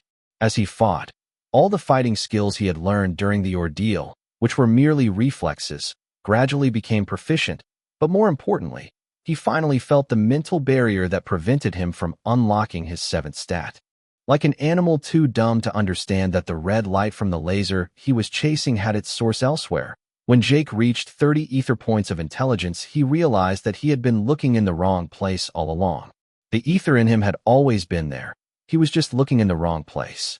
A purple glow in his pupils awakened, and his perception of the world changed, offering him infinite possibilities. He realized then what an amazing power Lu Yin had and how she had lied to him. He felt the flow of ether within him attached to each of his cells, how it divided into many similar but distinct currents. All of this was occurring in his mind, and he was of course unable to understand anything about the etheric code that made up those currents. However, just as one didn't need to know the wavelength of light to be able to recognize colors, Jake had no difficulty differentiating between them. Depending on the area of the body and the way the ether interacted with it, he could easily distinguish one ether from another. He then focused on one of the streams of ether now evenly distributed in his cells, and with a thought took control of it. Seventh stat unlocked. Chapter 119 Slaughtering Foes. Against his expectations, the exploit did not give him the pleasure he had hoped for. As he connected to his ether, he realized that his mental connection to it was feverish and unstable. When he tried to interact with it and manipulate it, the effect was as fleeting as a pebble falling into a pond. His flow of ether undulated slightly before regaining its stillness. Moreover, the ether he felt was too difficult to perceive, like a kind of very fine smoke. He had to concentrate with all his strength by closing his eyes to feel anything. At least on this aspect, Lu Yin had not lied. Extrasensory perception was of little use once it was unlocked. The ether he barely sensed in his body was undetectable outside his body. If he focused only on his extrasensory perception, he felt as though he were just a dimly glowing light bulb in the dark. An unpleasant experience that was absolutely forbidden to anyone suffering from claustrophobia or aclophobia. In any case, he had no time to test the limits of his new faculty. His time off had offered a brief respite to his enemies, who had taken advantage of it to distance themselves from him and surround him. Nevertheless, his slaughter had not been in vain, relieving Gerolf sufficiently to allow him to catch his breath a little. Despite the symptoms of unknown poisoning he was suffering from, the speed at which the giant was reaping lives had not diminished a bit. However, much to Jake's chagrin, it wasn't enough. No more invaders dressed in black had climbed the perimeter wall in a few minutes, but the number of enemies inside the ludus was still high. Nearly 500 warriors, not counting all the recruits, gladiators, and guards who had betrayed Cassius. Their numerical superiority might have seemed overwhelming, but in the Mermid Empire what mattered was the strength of the warrior. A first cohort Primipoli could probably single-handedly decimate the 10th cohort of a legion. The balance of power between the loyal guards of the Ludus and the invaders in black was similar. Most of these hooded enemies brought confusion, but posed little threat to these battle-hardened guards. The problem was that it blocked them in place, preventing them from rescuing their master. The traitors could then take advantage of their immobility and the fact that they were engulfed by cannon fodder to finish them off. Jake estimated that the invaders would eventually win the battle on the surrounding wall within 2 to 3 minutes, and then the traitor guards still alive would come to the rescue of those tasked with fighting Geralf. So the guards had to be dealt with as quickly as possible. Now that his ether of intelligence had passed the 30-point mark, he was able to assess the situation in a new way and take into account many more things at once. His crude attacks with approximate technique resumed with doubled intensity, but this time with near-perfect movement. Each sword stroke would take the life of an enemy, without him seeing it coming whether he attacked them head-on or from behind. Even though his ether of strength had not increased, his ability to concentrate had reached a whole new level, allowing him to recruit more muscle fibers during each attack, all with increased synergy between each part of his body. Of course, his sword technique was far from perfect, but the difference between his way of fighting and that of 10 minutes earlier was comparable to that between a novice and an initiate. A gap that was not impassable, but big enough for his enemies to feel the change. The men in black continued to throw themselves at him and Geralf as if their lives didn't matter, forcing them to continue to slash and dash tirelessly. The duo's movements were so fast and violent that the air whistled with each stroke of their swords, constantly throwing sliced limbs and sheaves of blood into the air. After what seemed to him to be an interminable period of time, the flow of the enemy began to dry up, a consequence of the fact that no new enemy had climbed the walls. Confident that he could eliminate these cannon fodders to finally assist Geralf, who was struggling more and more, he accelerated his pace, reaping lives endlessly. The poison's effect was steadily increasing as each new guard joining the battle was more competent than the previous one. Some of the men in black were also formidable, and on several occasions Jake recognized the characteristic reflection of a legionary's golden breastplate under their black cloak. The Myrmidian legions were under the authority of a legate reporting to a general. All these prestigious positions were usually occupied by outstanding Myrmidian warriors. Exceptionally pure blood increased the likelihood of being a powerful Myrmidian, and therefore all legions unofficially served one of the noble clans. This could only mean one thing. A noble clan was behind it all, and to mobilize a legion like this in secret, it could not have acted alone. The Imperator and his Imperial Legion was absent, but that didn't mean they could act with impunity. Dodging a stab to his plexus by ducking forward, Jake slipped in under the guard of the last surviving attacker by grabbing his arm, then headbutted him by getting up with a jerk. The victim's nose sunk into his skull, taking half of his teeth with it. The defeated enemy then slid slowly to the ground, clinging weakly to his killer's armor before letting go and never getting up again. Jake was short of breath despite his stamina and dripping with the blood of his enemies. The fight had been more intense than he had anticipated, forcing him to focus and fight beyond his previous limits. But the reward was well worth it. In addition to the impressive amount of ether his bracelet had collected, his ether stats had also gained about 7 points after defeating all these foes. If those hooded men had been stronger, he could have gained much more. All in all, there were over 300 dead bodies lying around him, and he reckoned he was responsible for half of the carnage. Geralf had slaughtered the first half of the enemies as one would harvest wheat, but soon the arrival of elite warriors and former fellow gladiators had neutralized his influence on the battlefield. Jake had long since lost his shield, which was somewhere stuck in the rib cage of one of the invaders. The round shield in question had been deformed by the many blows and had become unusable. Calmly, he picked up a second sword and looked around to assess the situation. The hall and the gardens had almost become silent again. Apart from a few shouts and growls, only the clattering sound of a few swords still pierced the silence. It was not necessarily good news, though. It meant that a winner on the walls had been decided, and they would soon be joining forces. Cassius' residence and that of the servants was in a much less optimistic situation. The cries of distressed men and women rang out unceasingly, barely muffled by the thick stone walls.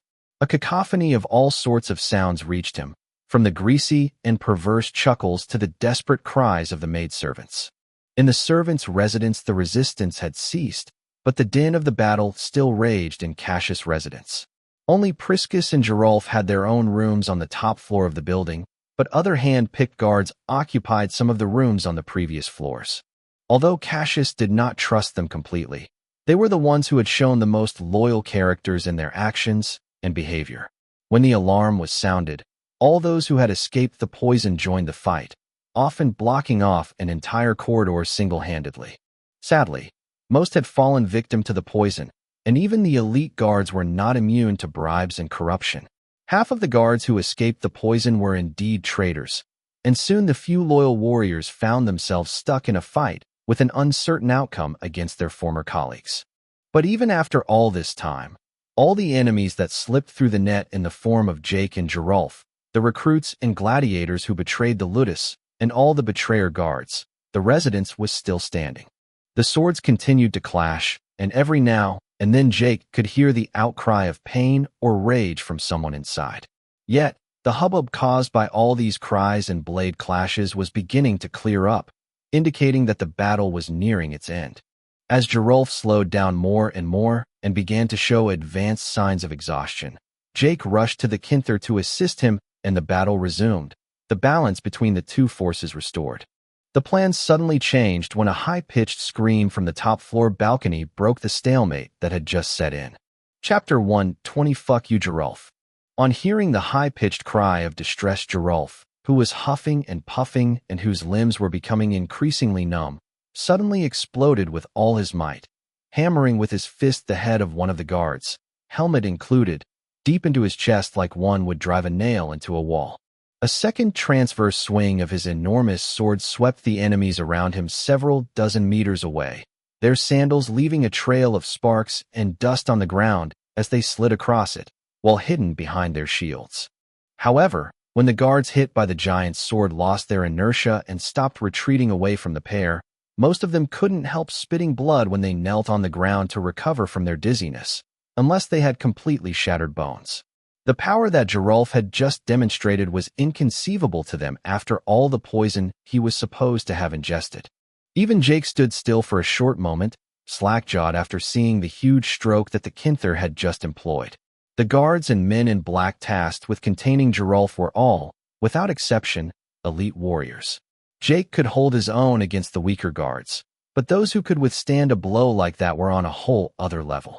Even though Gerolf was weakened and they had the advantage of numerical superiority, it didn't take away from their merit.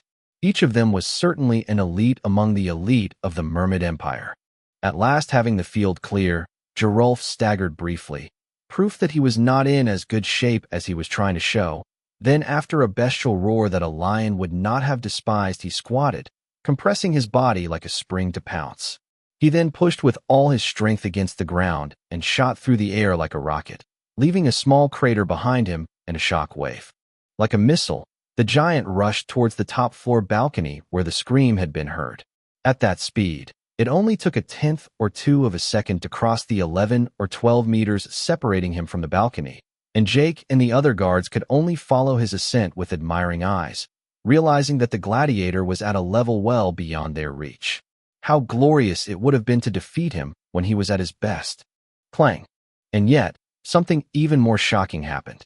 While they could barely follow Gerolf with their eyes, an arrow from nowhere struck the giant at a speed several times faster than the speed of sound.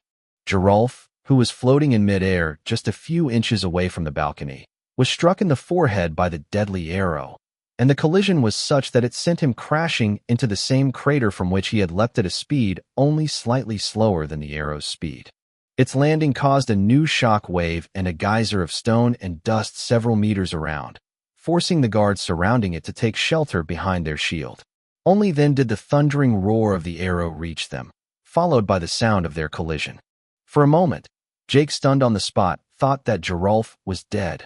Then, as if to contradict him, Gerolf leapt out of his crater with a roar of fury that shook the walls of the ludus, like King Kong or Godzilla after being provoked by an enemy whose existence they could not tolerate. His forehead did not even bleed. Except for a tiny, almost cute little bump, the Kinther was unharmed. As for the arrow that had hit his forehead, The metal tip looked like a can crushed by a garbage disposal for recycling. Damn, how fucking hard is his skin? That's what everyone present thought, from the guards resisting him to Jake fighting alongside him. Then a second arrow came, emerging out of the darkness like the Great Reaper from the underworld, putting an end to all inner monologue. With the second projectile, Geralf had finally spotted his enemy and struck the arrow with his sword like a baseball player striking a home run. Unfortunately, precision was not the giant's forte, and the object disappeared into the night sky. When the arrow would hit the ground was another debate. Looking in the same direction as Geralf, Jake discovered a new silhouette on the previously defected enclosure wall. Despite the distance, he could tell that the enemy was a man as tall as the Kinther and almost as muscular. When the new opponent stepped forward, the light of the flames of the blaze revealed his appearance, and the guards present began to tremble. Hey, a Mermaid Templar. One of the guards, who was already badly wounded, couldn't help but stammer as he recognized the figure. A Templar? A Myrmidian warrior of very high rank in the service of the great temple of Mermaid. Jake remembered as he cross-checked the information obtained from the mouth of Kreese, the smuggler. Rumor had it that the Primus and Secundus clans were closely linked to the Temple of Mermaid and were its main backer. The Primus clan was less numerous and not very involved in the political and military aspects of the kingdom, but every Mermaid Templar came from their family, and each of them was a monster that even the Imperator would not dare to underestimate. The second clan, on the other hand, managed the logistical and religious aspects of the Mermaid Temple. Agamemnon, the old man in the red toga of the auction, was from this family. This clan was more versatile and also had considerable influence in at least 2 legions. The Mermaid Templar were recognizable by their attire, and the newcomer was no exception. Their attire resembled Ares, the Greek god of war, except that the red feather quill on their helmet had been removed. Instead, he wore a red cloak and a hood that made him look like a Red Riding Hood warrior. The main difference with the children's tale of the Grimm's brothers was that this one ate wolves. But what terrified Jake to the point of missing a heartbeat was the faint, recognizable reflection on his right wrist. An oracle device. That Mermaid Templar was a player. For a brief moment, he had thought these arrows might have been shot by Lamine, but he immediately dismissed the idea. Lamine had an oracle skill that gave him exceptional vision and accuracy, but it didn't give him the strength or expertise to shoot with such a bow. Jake could not defeat this opponent, and neither could Geralf. At least not in a short time. Geralf, appearing to have made a decision, suddenly raced up to his sparring partner and battle buddy and grabbed him by the edge of his armor at the nape of his neck like a mother cat would grab her kittens. What the heck, man? What are you trying to do? Jake had a bad feeling. Me, fighting the man in red. You, protect Cassius and Lucia. Geralf just growled. Lucia?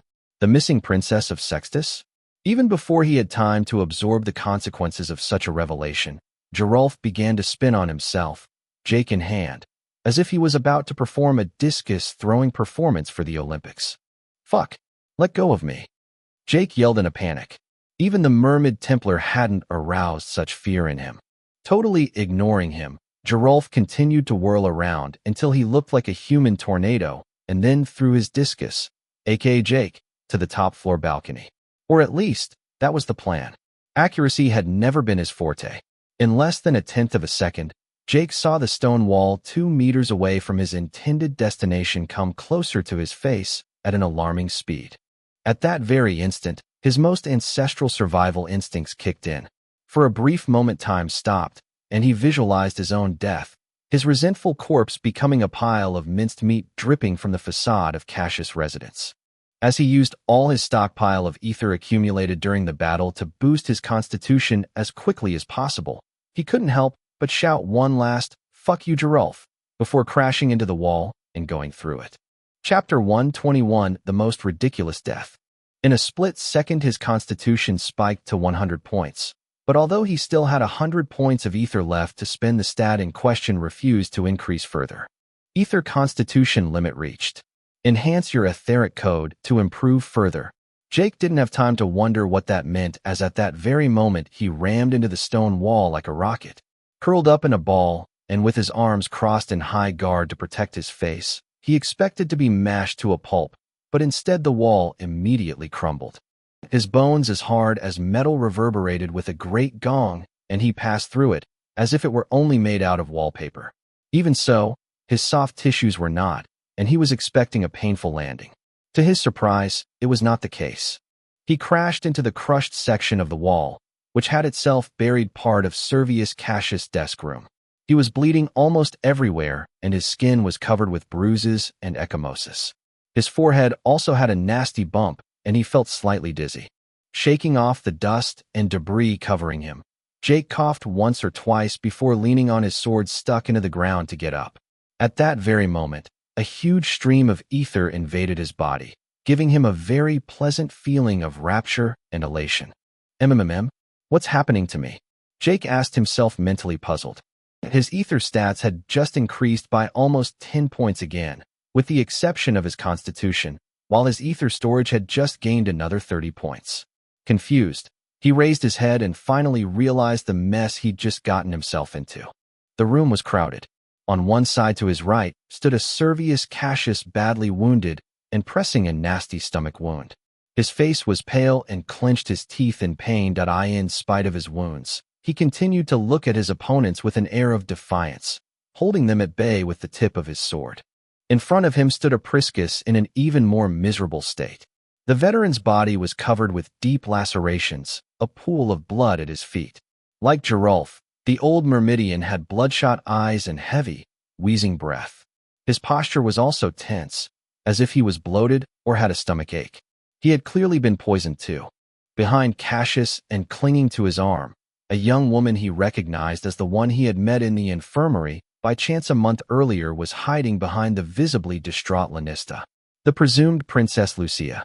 No wonder she was so worried that he had recognized her identity when they accidentally met. Lucky for her, Jake was not of this world. Opposite the cornered trio stood two warriors in shimmering golden armor and helmets wrapped in a hooded red cloak. Mermaid Templars? Jake swallowed heavily, wondering when they had infiltrated the Ludus and what to do to escape.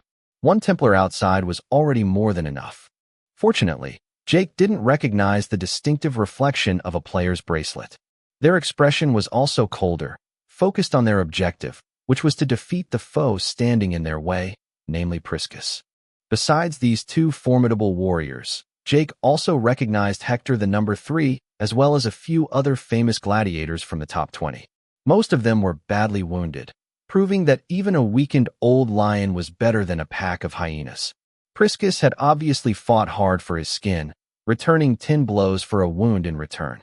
An indefinite number of corpses consisting of recruits, gladiators, overconfident players whom he vaguely recalled, and other men dressed in black formed a human carpet in the room all the way to the end of the corridor outside. Cassius, Lucia, and Priscus had defended their lives by retreating until they found themselves cornered here. Jake noticed at a glance that the ether, who was supposed to be levitating above the corpses in the corridor, was not there, a sign that a player had already robbed the place. Yerod? Or Lamine maybe. It could also have been another player who had hidden his game well, and that didn't matter for the moment. At that very moment, all eyes were on him in awe, looking at him as if he was a UFO. Hector lowered his gaze to Jake's feet, and Jake couldn't help but look at them too, wondering what was wrong. When he saw what lay beneath him in a mountain of debris, Jake couldn't help but exclaim, "What the fuck?" The two swords on which he had leaned to get up were stuck deep between the shoulder blades of a corpse. Jake looked down and recognized the dead body as Krona, number 4 in the Ludus. He had just accidentally killed the Ludus' 4th best gladiator. No wonder he got so many ether in one fell swoop. Full of doubts, Jake wondered if Gerulf was really that imprecise. If the seemingly missed throw was intentional, it was downright terrifying. Cough, cough, well done, Jake. Priscus broke the silence to give him his first praise since his arrival in the Ludus. His negative opinion of Jake and the other recruits in general had faded away, replaced by a desire to laugh. While he was busy fighting the two Mermaid Templars, Hector and Krona had taken advantage of the diversion to make a pincer attack on Cassius and the princess under his protection. Powerless, he had been forced to allow himself to be wounded so that he could continue to protect them. Even so, they had finally succeeded in reaching the Lanista, who was himself shielding Lucia, putting an end to any hope of survival. The situation had been completely reversed with Jake's masterful arrival. Krona had been buried by the stone wall, and before he could even understand what was happening to him, Jake had followed, crushing his spine at several hundred kilometers per hour. Not content to have completely disabled him and left him for dead, Jake had then planted his swords in both of his lungs in order to support himself to stand up again. Krona's post-mortem face was forever frozen in an expression of incomprehension and resentment. It was the most ridiculous death for a renowned gladiator that Priscus had ever witnessed in his entire career. And that was what put the veteran in such a good mood and gave him a sudden urge to burst out laughing. But soon he resumed his solemnized look. Jake's miraculous landing gave them a welcome respite, but the situation was still critical. Jake may have defeated Krona by a stroke of luck, but Hector and the two Mermaid Templars were still there. Priscus was confident that he could defeat the two Templars if he was in perfect condition, but he was not. He could probably hold out for a while, then eventually escape, but that would be impossible as long as he had to protect Cassius and Lucia. Luckily for him, Jake wasn't stupid. He had learned his lesson with Lu Yin and Mia earlier. If he got emotional and tried to save everyone, he'd get himself killed. The only chance Priscus had of surviving was to give him a wide berth. Gerulf was willing to sacrifice himself so that his master and Lucia could live, just like Priscus, and that was the main goal of the coach side mission as well. Staring briefly at Cassius and then at the young woman as if to convey his intentions, he abruptly broke the deadlock by grabbing Cassius and Lucia on his shoulders like two sacks of potatoes, giving them an experience similar to the one he had enjoyed a minute earlier with Gerulf. The only difference was that he didn't intend to throw them out the window to see how far and fast they could fly. Pleased with Jake's initiative, Priscus immediately stood in front of him to ward off the deadly blows of the two Myrmidians. Jake then took the opportunity to calculate an ideal path to escape and save them, then decisively jumped onto the balcony and then onto the roof in a double jump, just like Mario would do after consuming a mushroom. A moment later, Jake and his two burdens had disappeared into the night like ghosts. Any chance of chasing them wiped out by Priscus' fierce opposition, who was blocking the access to the balcony, slowly showing his canines. "How about I show you why in my time in the arena I was nicknamed the Dismemberer?" the lame gladiator proclaimed as he licked his lips.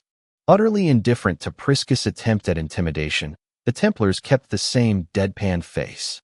Not so for Hector, who turned pale as he awkwardly took several steps backwards. After that, the fight on the balcony flared up again, making them forget Jake's fleeting presence a moment earlier. Chapter 122, Finally, Someone Trustworthy. The Jake who leapt off the roof was nothing like the one who had jumped into the battle with Gerulf a few moments earlier. All of his ether stats had been boosted by his victories, his physical attributes having been upgraded by about 16 points, and his constitution reached the 100-point mark. His intelligence had crossed the 30-point mark, while his perception had also increased slightly. In addition to this was the acquisition of the 7th stat, extrasensory perception. On top of that, he still had a little more than 100 ether points available to invest at any time. Determined not to waste Priscus' sacrifice, Jake used his shadow guide as a compass to quickly flee in the optimal direction. Sprinting and bouncing on the roof of Cassius' residence like a kangaroo, each of his footsteps would crush some of the brick tiles that made up the roof and shake the building. For the sake of discretion, this was a failure. The Templar player, mired in a fight to the death against Gerulf, didn't fail to notice him and fired arrow for arrow in his direction without wasting any time.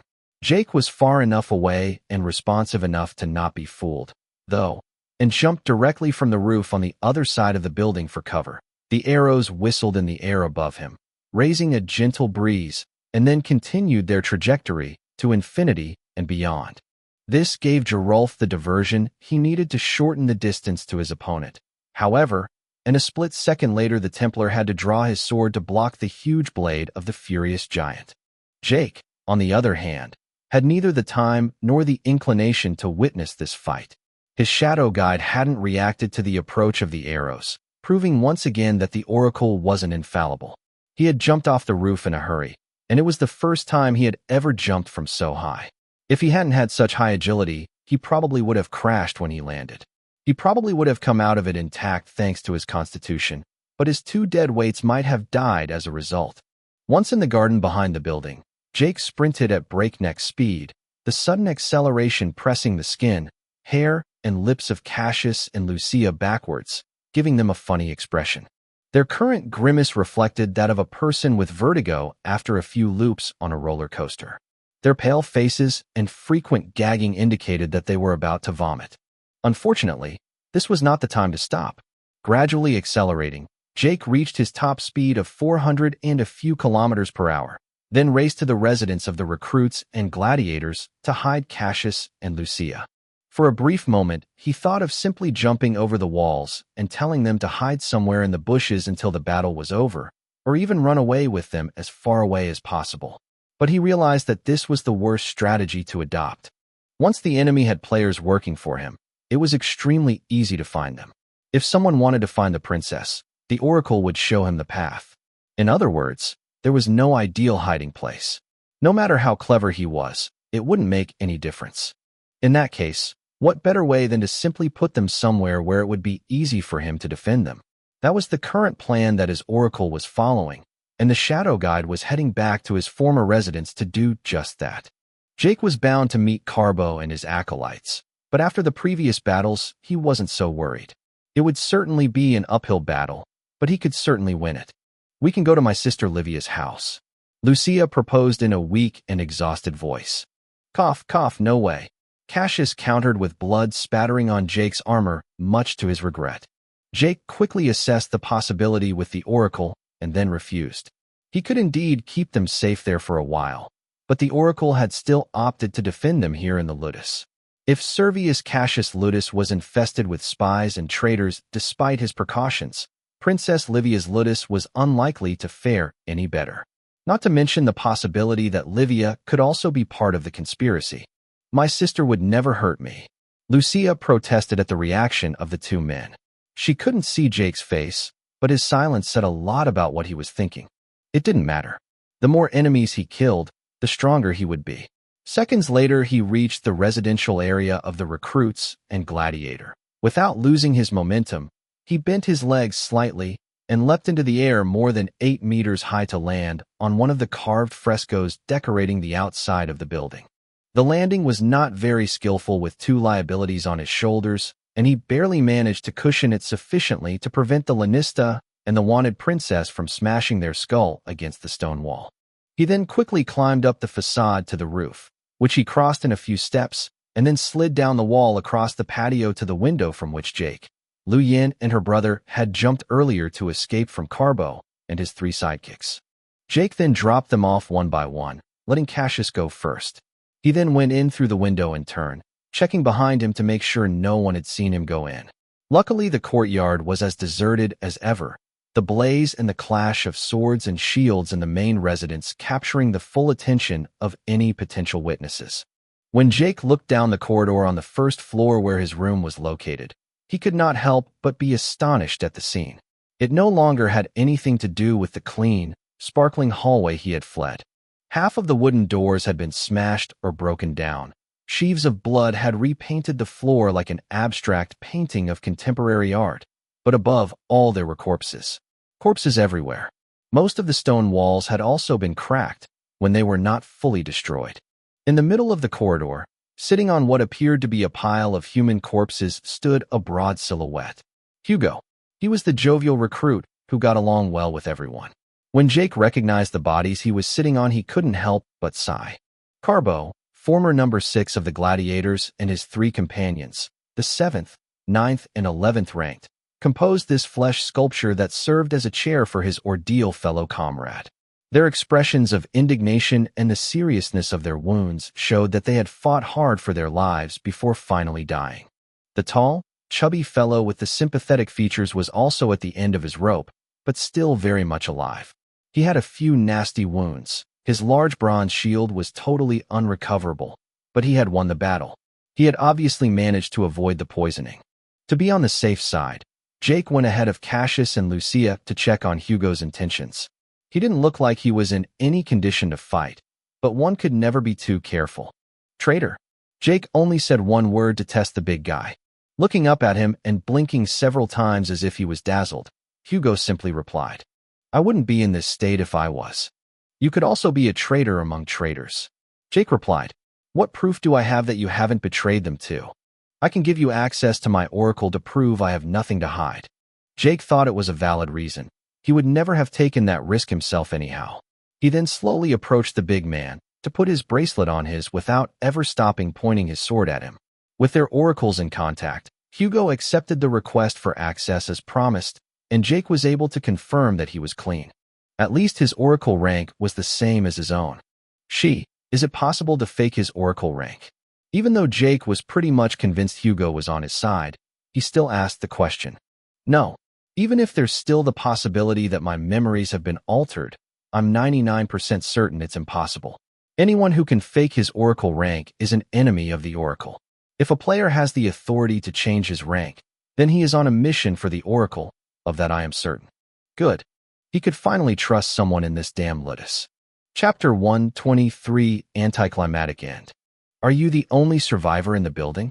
Jake asked without much hope, leaning against one of the cracked corridor walls to keep an eye on the window to his right and Hugo to his left. Of course, the gladiators who weren't killed by Carbo and his group won't make it through the night, though. The poison did too much damage to their bodies. If they're not dead yet, it won't be long now. Thomas, on the other hand, is still alive. He fought with me, but was badly wounded. He's resting in his room while I stand guard. He needs emergency care. Thomas. Jake suddenly remembered that it was Kyle's rival, the one he lost to every time. Surprisingly, this Thomas had survived and wasn't one of the traitors. That was the second good news of the night. Hugo looked at the two people behind Jake with curiosity. He obviously recognized Cassius, the owner of the Ludus, but the emaciated young blonde woman with olive skin raised his doubts. Nevertheless, he had the good sense to keep his questions for later. After that, Jake briefly inspected Thomas, who had already lost consciousness. Hugo had made makeshift bandages with the help of his oracle, but first aid was not his specialty. The wine and alcohol had been poisoned, so he hadn't even been able to use them to disinfect the wounds. He then instructed Cassius and Lucia to stay in his room to avoid being exposed through the corridor's window, but asked them to keep in mind that the stone wall could still be destroyed. Remembering how Jake had accidentally killed Krona, the two took great care to sit in Jake's room against the corridor wall and not the outside wall. Jake then checked Servius Cassius' wound, and it turned out it wasn't that bad. The gash was bleeding heavily, but no vital organs had been touched. As long as Cassius continued to compress the wound until proper care could be found, he would survive. Coming out of his chambers, Jake leaned against the corridor wall again, his hands firmly clasping the hilt of his two swords as he waited for a hard fight. Every second he expected to see Hector, Yerode and Lamine, or one of the Mermaid Templars appearing at the top of the stairs or behind the window. The seconds, then the minutes passed horribly slowly, Jake and Hugo's vigilance at its peak all the way through. Jake quickly explained to Hugo what had happened to him and the Templar player he had met. He refrained, however, from broaching the subject of Lucia's identity. He revealed that the oracle was not infallible, but he didn't discuss why. Hugo was no genius, but he was no fool. Jake didn't trust him yet, but it wasn't necessary as long as they could help each other. After a long, indefinite period of time, Jake, who was sweating profusely from watching for a new enemy, suddenly realized that no one would come for him. Listening, he also noticed that the screaming and the clash of swords had stopped. Cautiously, Jake walked to the window with his swords raised and ready to parry an arrow or a surprise attack, but no foe was waiting for him behind an ambush. The fire that had raged a few hours earlier was beginning to die down, and many slaves were busy spilling buckets of water to contain the flames. The main residence of Cassius and his wife was essentially in ruins because of the fighting, while the servants' residence had been practically reduced to ashes. Not gullible, though, Jake consulted his oracle to ascertain the safest place for Cassius, Lucia, and himself, and realized that there were multiple paths depending on how he phrased it. The Ludus was totally safe. There was still the possibility that an enemy player could evade the oracle's prediction system, but it meant in any case that the enemy army had been defeated or retreated. Reassured, he signaled to Lucia and Cassius that they could leave the room. Tired but relieved, the duo followed him outside, Hugo closing the guard behind them with a vigilant attitude. Walking slowly but surely to the entrance hall of the residence where Gerolf had fought, Jake recognized a familiar silhouette. Gerolf was now sitting on the floor with his back to him. The flames' glow in the night reflecting on his dark skin covered with blood crusts made him look very solemn and mysterious. Around him lay hundreds of corpses, many of which Jake could boast of being responsible for. In front of the Kinther, an arm was lying among ashes and broken marble. Jake would have recognized it among 1,000 because it was the arm of the Templar player. How could he be so sure of that? Simply because the oracle device was still visible in the form of a bronze arm guard. The ether glow was impossible to mistake. Jake didn't know what happened when a player, or even a normal evolver, had the limb to which his bracelet was fused cut off, but it certainly wasn't good for the victim. Any thoughts? The oracle device merges with your body and mind, not just your arm. She began to explain in a professorial tone. Part of the metal making up the bracelet circulates in your bloodstream like a symbiote. However, the alloy making up the bracelet is very special, and a number of functions rely on this material. When the arm wearing the bracelet is severed, much of the metal making up the oracle device is lost. The direct consequence is the deactivation of all functions requiring ether and the loss of all the ether stored inside the bracelet. Restoring its condition is no small task and carries a penalty. In other words, as strong as this player may be, he screwed up completely. Serves him right. Jake chuckled in a good mood. Don't underestimate him because he failed. If he fought Gerolf willingly, there are only two possibilities. Either he was promised a reward commensurate with his sacrifice if he knew he would lose, or he was given the Oracle's mission to defeat Gerolf at any cost. Whether or not he failed means that there was a probability of success, even if it is a very small one. Are you confident that you can defeat Gerolf, even if he's poisoned? Indeed, that did not call into question the strength of the Templar player. Gerolf's body was covered with deep cuts, and most of his bones were broken. His jaw was fractured, his mandible hanging limply without being able to close his mouth. The giant's breathing had subsided, a sign that his body had overtaken the poison, but victory had clearly not been that simple. Even an arrow faster than the speed of sound had failed to pierce his skin, and yet he had still ended up in such a state. Even with one arm, it was still an enemy that Jake had no chance of defeating. He still picked up the bracelet for further inspection, though. How you doing, buddy? Jake casually asked the giant as if they had just finished their sparring bout for the day. Opening his eyes, the Kinther grunted in response. If Sheen bester days. Need sleep. Heat. Underground.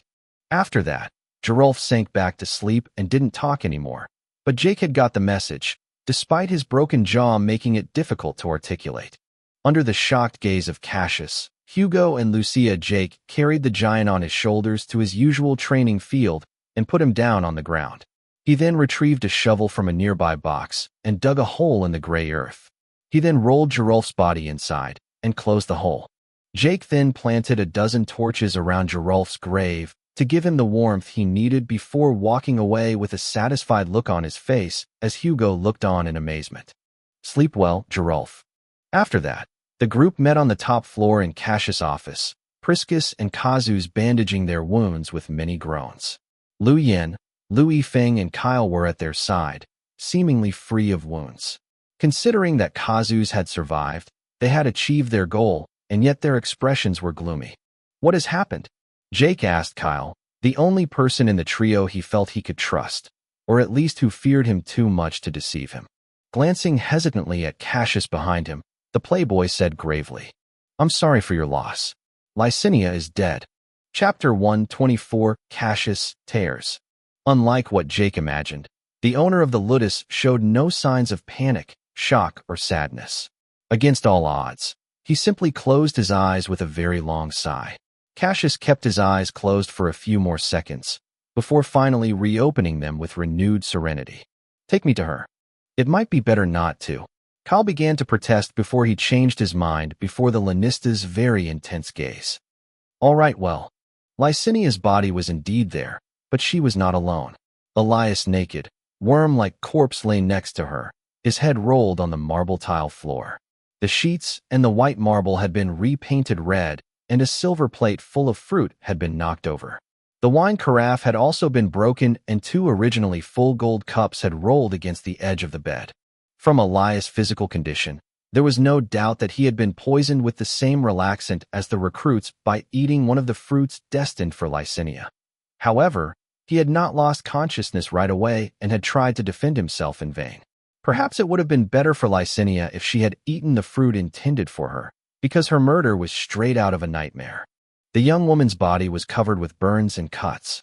Her fingernails had been torn out, and each of her fingers had been broken. Before, during or after that she had been raped as evidenced by the very manly fluids and smells covering her. After having tortured and raped her to extract some information or simply to enjoy her body during the commotion, her throat was then slit. The most horrible part of all this was that Elias' decapitated head was frozen in an expression of extreme hatred, a sign that he had not been killed straight away. He had been condemned to watch helplessly and paralyzed by poison the whole spectacle. He had been unable to prevent his wife and daughter from being devoured by a digester before his very eyes, and today he had failed to protect the woman whose bed he shared and who seemed to have grown infatuated with him. More importantly, Elias wasn't really dead. He had just failed his ordeal. Somewhere in the red cube through which the Asian siblings had joined the ordeal, the former fireman was brooding over his failure in search of revenge. Even though Jake was now more or less convinced that Servius Cassius had no particular attachment to his wife, he realized that this was not true. The Lanista, who had remained perfectly stoic or almost so at the announcement of her death, clenched his fists so tightly that he was shaking. Approaching his dead wife, he closed his eyes, then pressed his forehead against hers before kissing her briefly. "I'm sorry, Licinia. I should have cared more for you," Cassius murmured as he caressed her face one last time. What happened next shocked Priscus and Cazus. The Lanista began to cry. No loud sobs or hysterical fits. Just a few tears escaping during a brief moment of loss of control. Immediately wiping them away with a swipe of his hand, Cassius then stormed out of the room and walked away to his office. He then slammed the door already half destroyed behind him. Deciding to ease the general embarrassment, Priscus ordered the group of survivors to help him assess the damage. Meanwhile, Jake continued to inspect the room where Licinia and Elias had been killed, looking for details that would have gone unnoticed.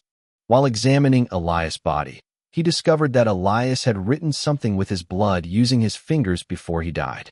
There were only 3 letters separated from each other by a space, and each of them was a consonant. This discovery would not have been of much use to anyone else, but 2 of the bloody letters immediately appealed to him: Y and L. It could only have been a coincidence, but gratuitous, and murder was an act of debauchery that suited Yerode and Lamine well. The 2 players had deserted the Ludus, a sign that they were in collusion with the traitors. Recapitulating what he knew, he concluded that Yerode, Lamine, and other traitors had been given the task of extracting information from Licinia at any cost, possibly including capturing her. Licinia had resisted, refusing to reveal anything until the end. Her lecherous torturers had thus decided to have fun in another way, agreeing to declare to their superior that Licinia had committed suicide, which was indeed the case. The young woman had bitten her tongue, choking herself shortly afterwards in her own blood. The third initial was a C, another alphabet of course. This could correspond to a lot of recruits, gladiators, or guards from the Ludus, but the most likely hypothesis was that it was Kreese the smuggler. No sign of him had been seen since the end of the battle. No wonder he had been so wary of Jake a few hours earlier when he handed him his mail. Jake suspected that he was acting as a double agent for a noble family, but the fact that he had let Will warn him showed that he was not working for the Quintus, or the letter would never have reached him. He then joined the others to help them take stock of the losses. He overheard Priscus's scream of rage in one of the rooms on the top floor where the armored door had been broken down. "Fucking traitors. They've taken everything. All the Ludus blood supply has been robbed." Jake didn't need to be a genius to figure out what he was talking about. The room to the right at the end of the corridor and right next to Cassius' office was the treasure room of the Ludus, where the most precious things were stored. Mermaid blood, which the recruits and gladiators trained with, was undoubtedly the most precious resource there was. Upon entering the vault, Jake noticed that blood was indeed their target.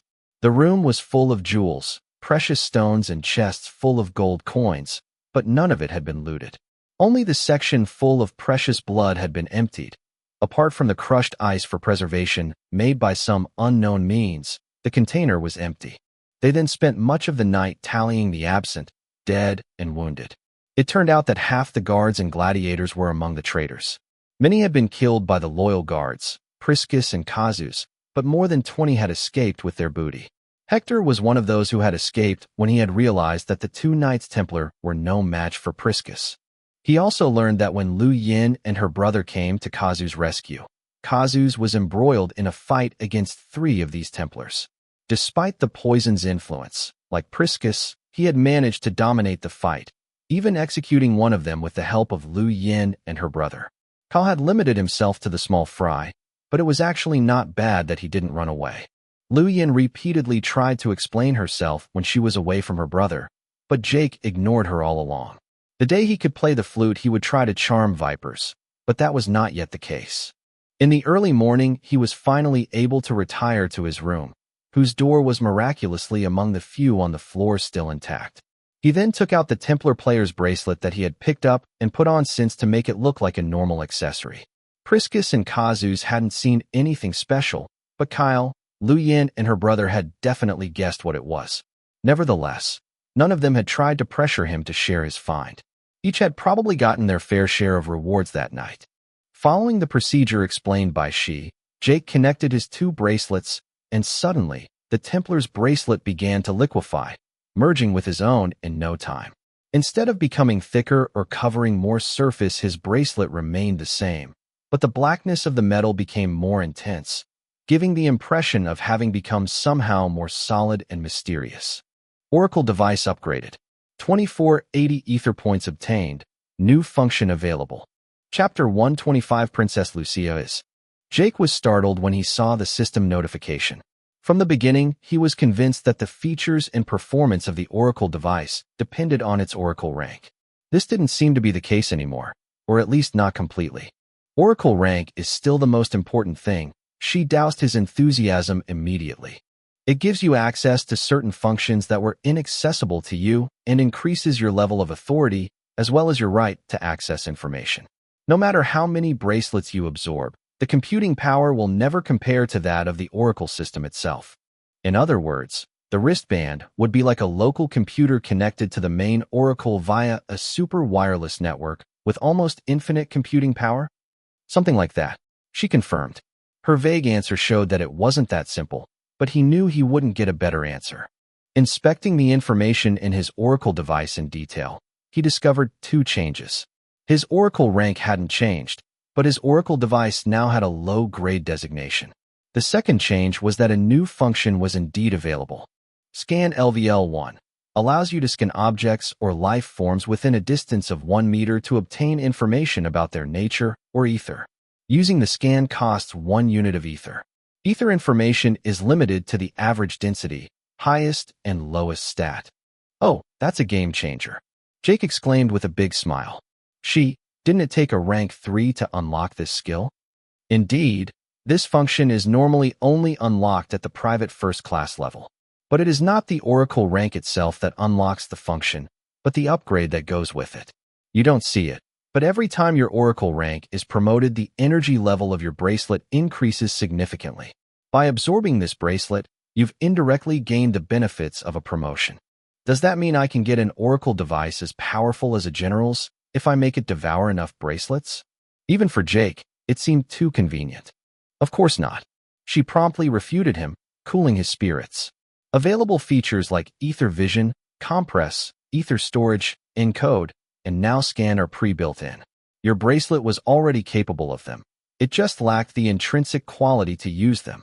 Most of the functions must be purchased from an Oracle store in one of the Oracle cities and require an adequate Oracle rank, not to mention the exorbitant price often required to acquire them.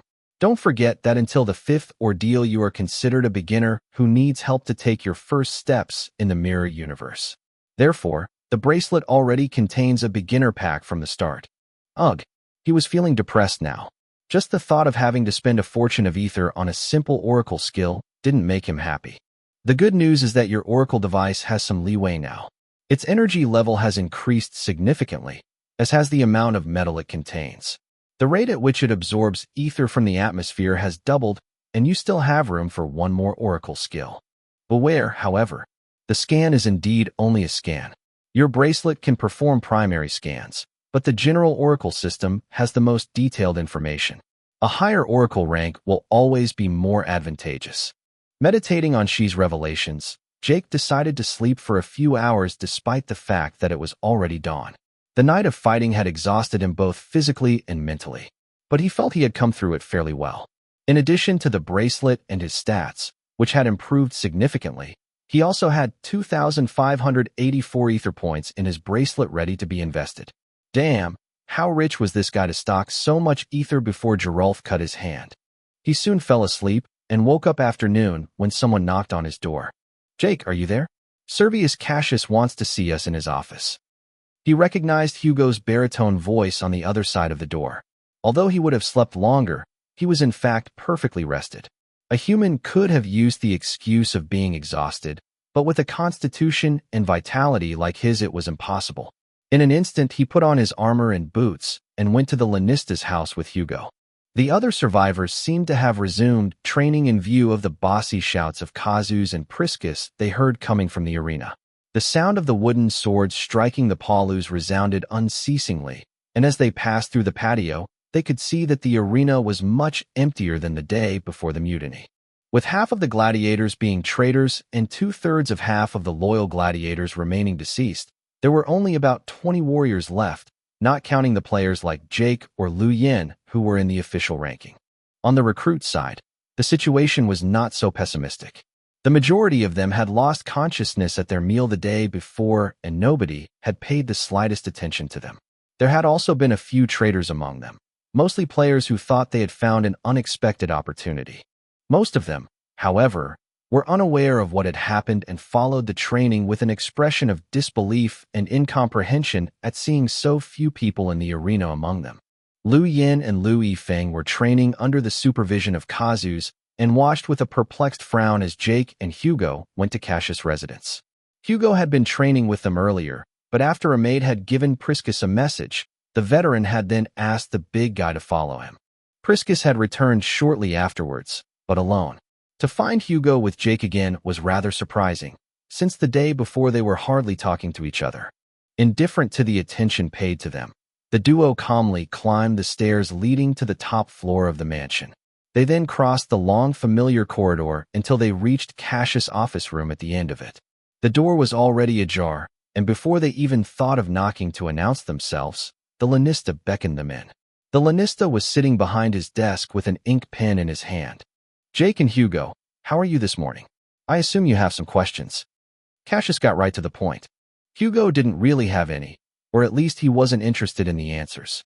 It was different for Jake, who wanted clear explanations. "What's your connection with the one whose name must not be said?" Lucia didn't have Voldemort's ghastly potential, but it was the best moniker that came to his mind. The balding man didn't answer directly. First he motioned to them to close the door. Even though most of the traitors were gone, he had no guarantee that there were not a few undercover servants left among his staff. Understanding the message, Hugo closed the door after making sure no one was lurking nearby. Jake kept his arms folded waiting for an answer. "First of all, what I'm about to tell you only Kazus and Priscus knows. I suspect my wife knew too, but she didn't say anything until the end." "Why tell us in this case, and not the other survivors and loyal guards who fought to defend this Ludus?" Hugo asked, slightly confused. "Because unlike them, you both saw her with your own eyes. It is impossible to hide her identity from you any longer. You may already know who she is." Jake obviously knew that it was Princess Lucia who was allegedly kidnapped and missing, but to Hugo's expression, he had no idea. Cassius was surprised at the latter's ignorance, but not more shocked than that either, considering their Thrasgenian origin. Rather, it was Jake's exceptional quick-wittedness that was unusual for a Thrasgenian, considering their limited cognitive faculties. "The young woman Jake saved along with me is indeed the missing Princess Sexticelia Lucia," Cassius simply said. The effect of this revelation was that of a pebble falling into the water. Apart from a small splash, it left them totally unmoved. Hugo didn't even know that the princess was missing and didn't know anything about the political situation in the empire. His ordeal consisted of training, so he trained. Cough, cough. More importantly, Princess Lucia is also my half-sister. What? Jake and Hugo exclaimed at the unison.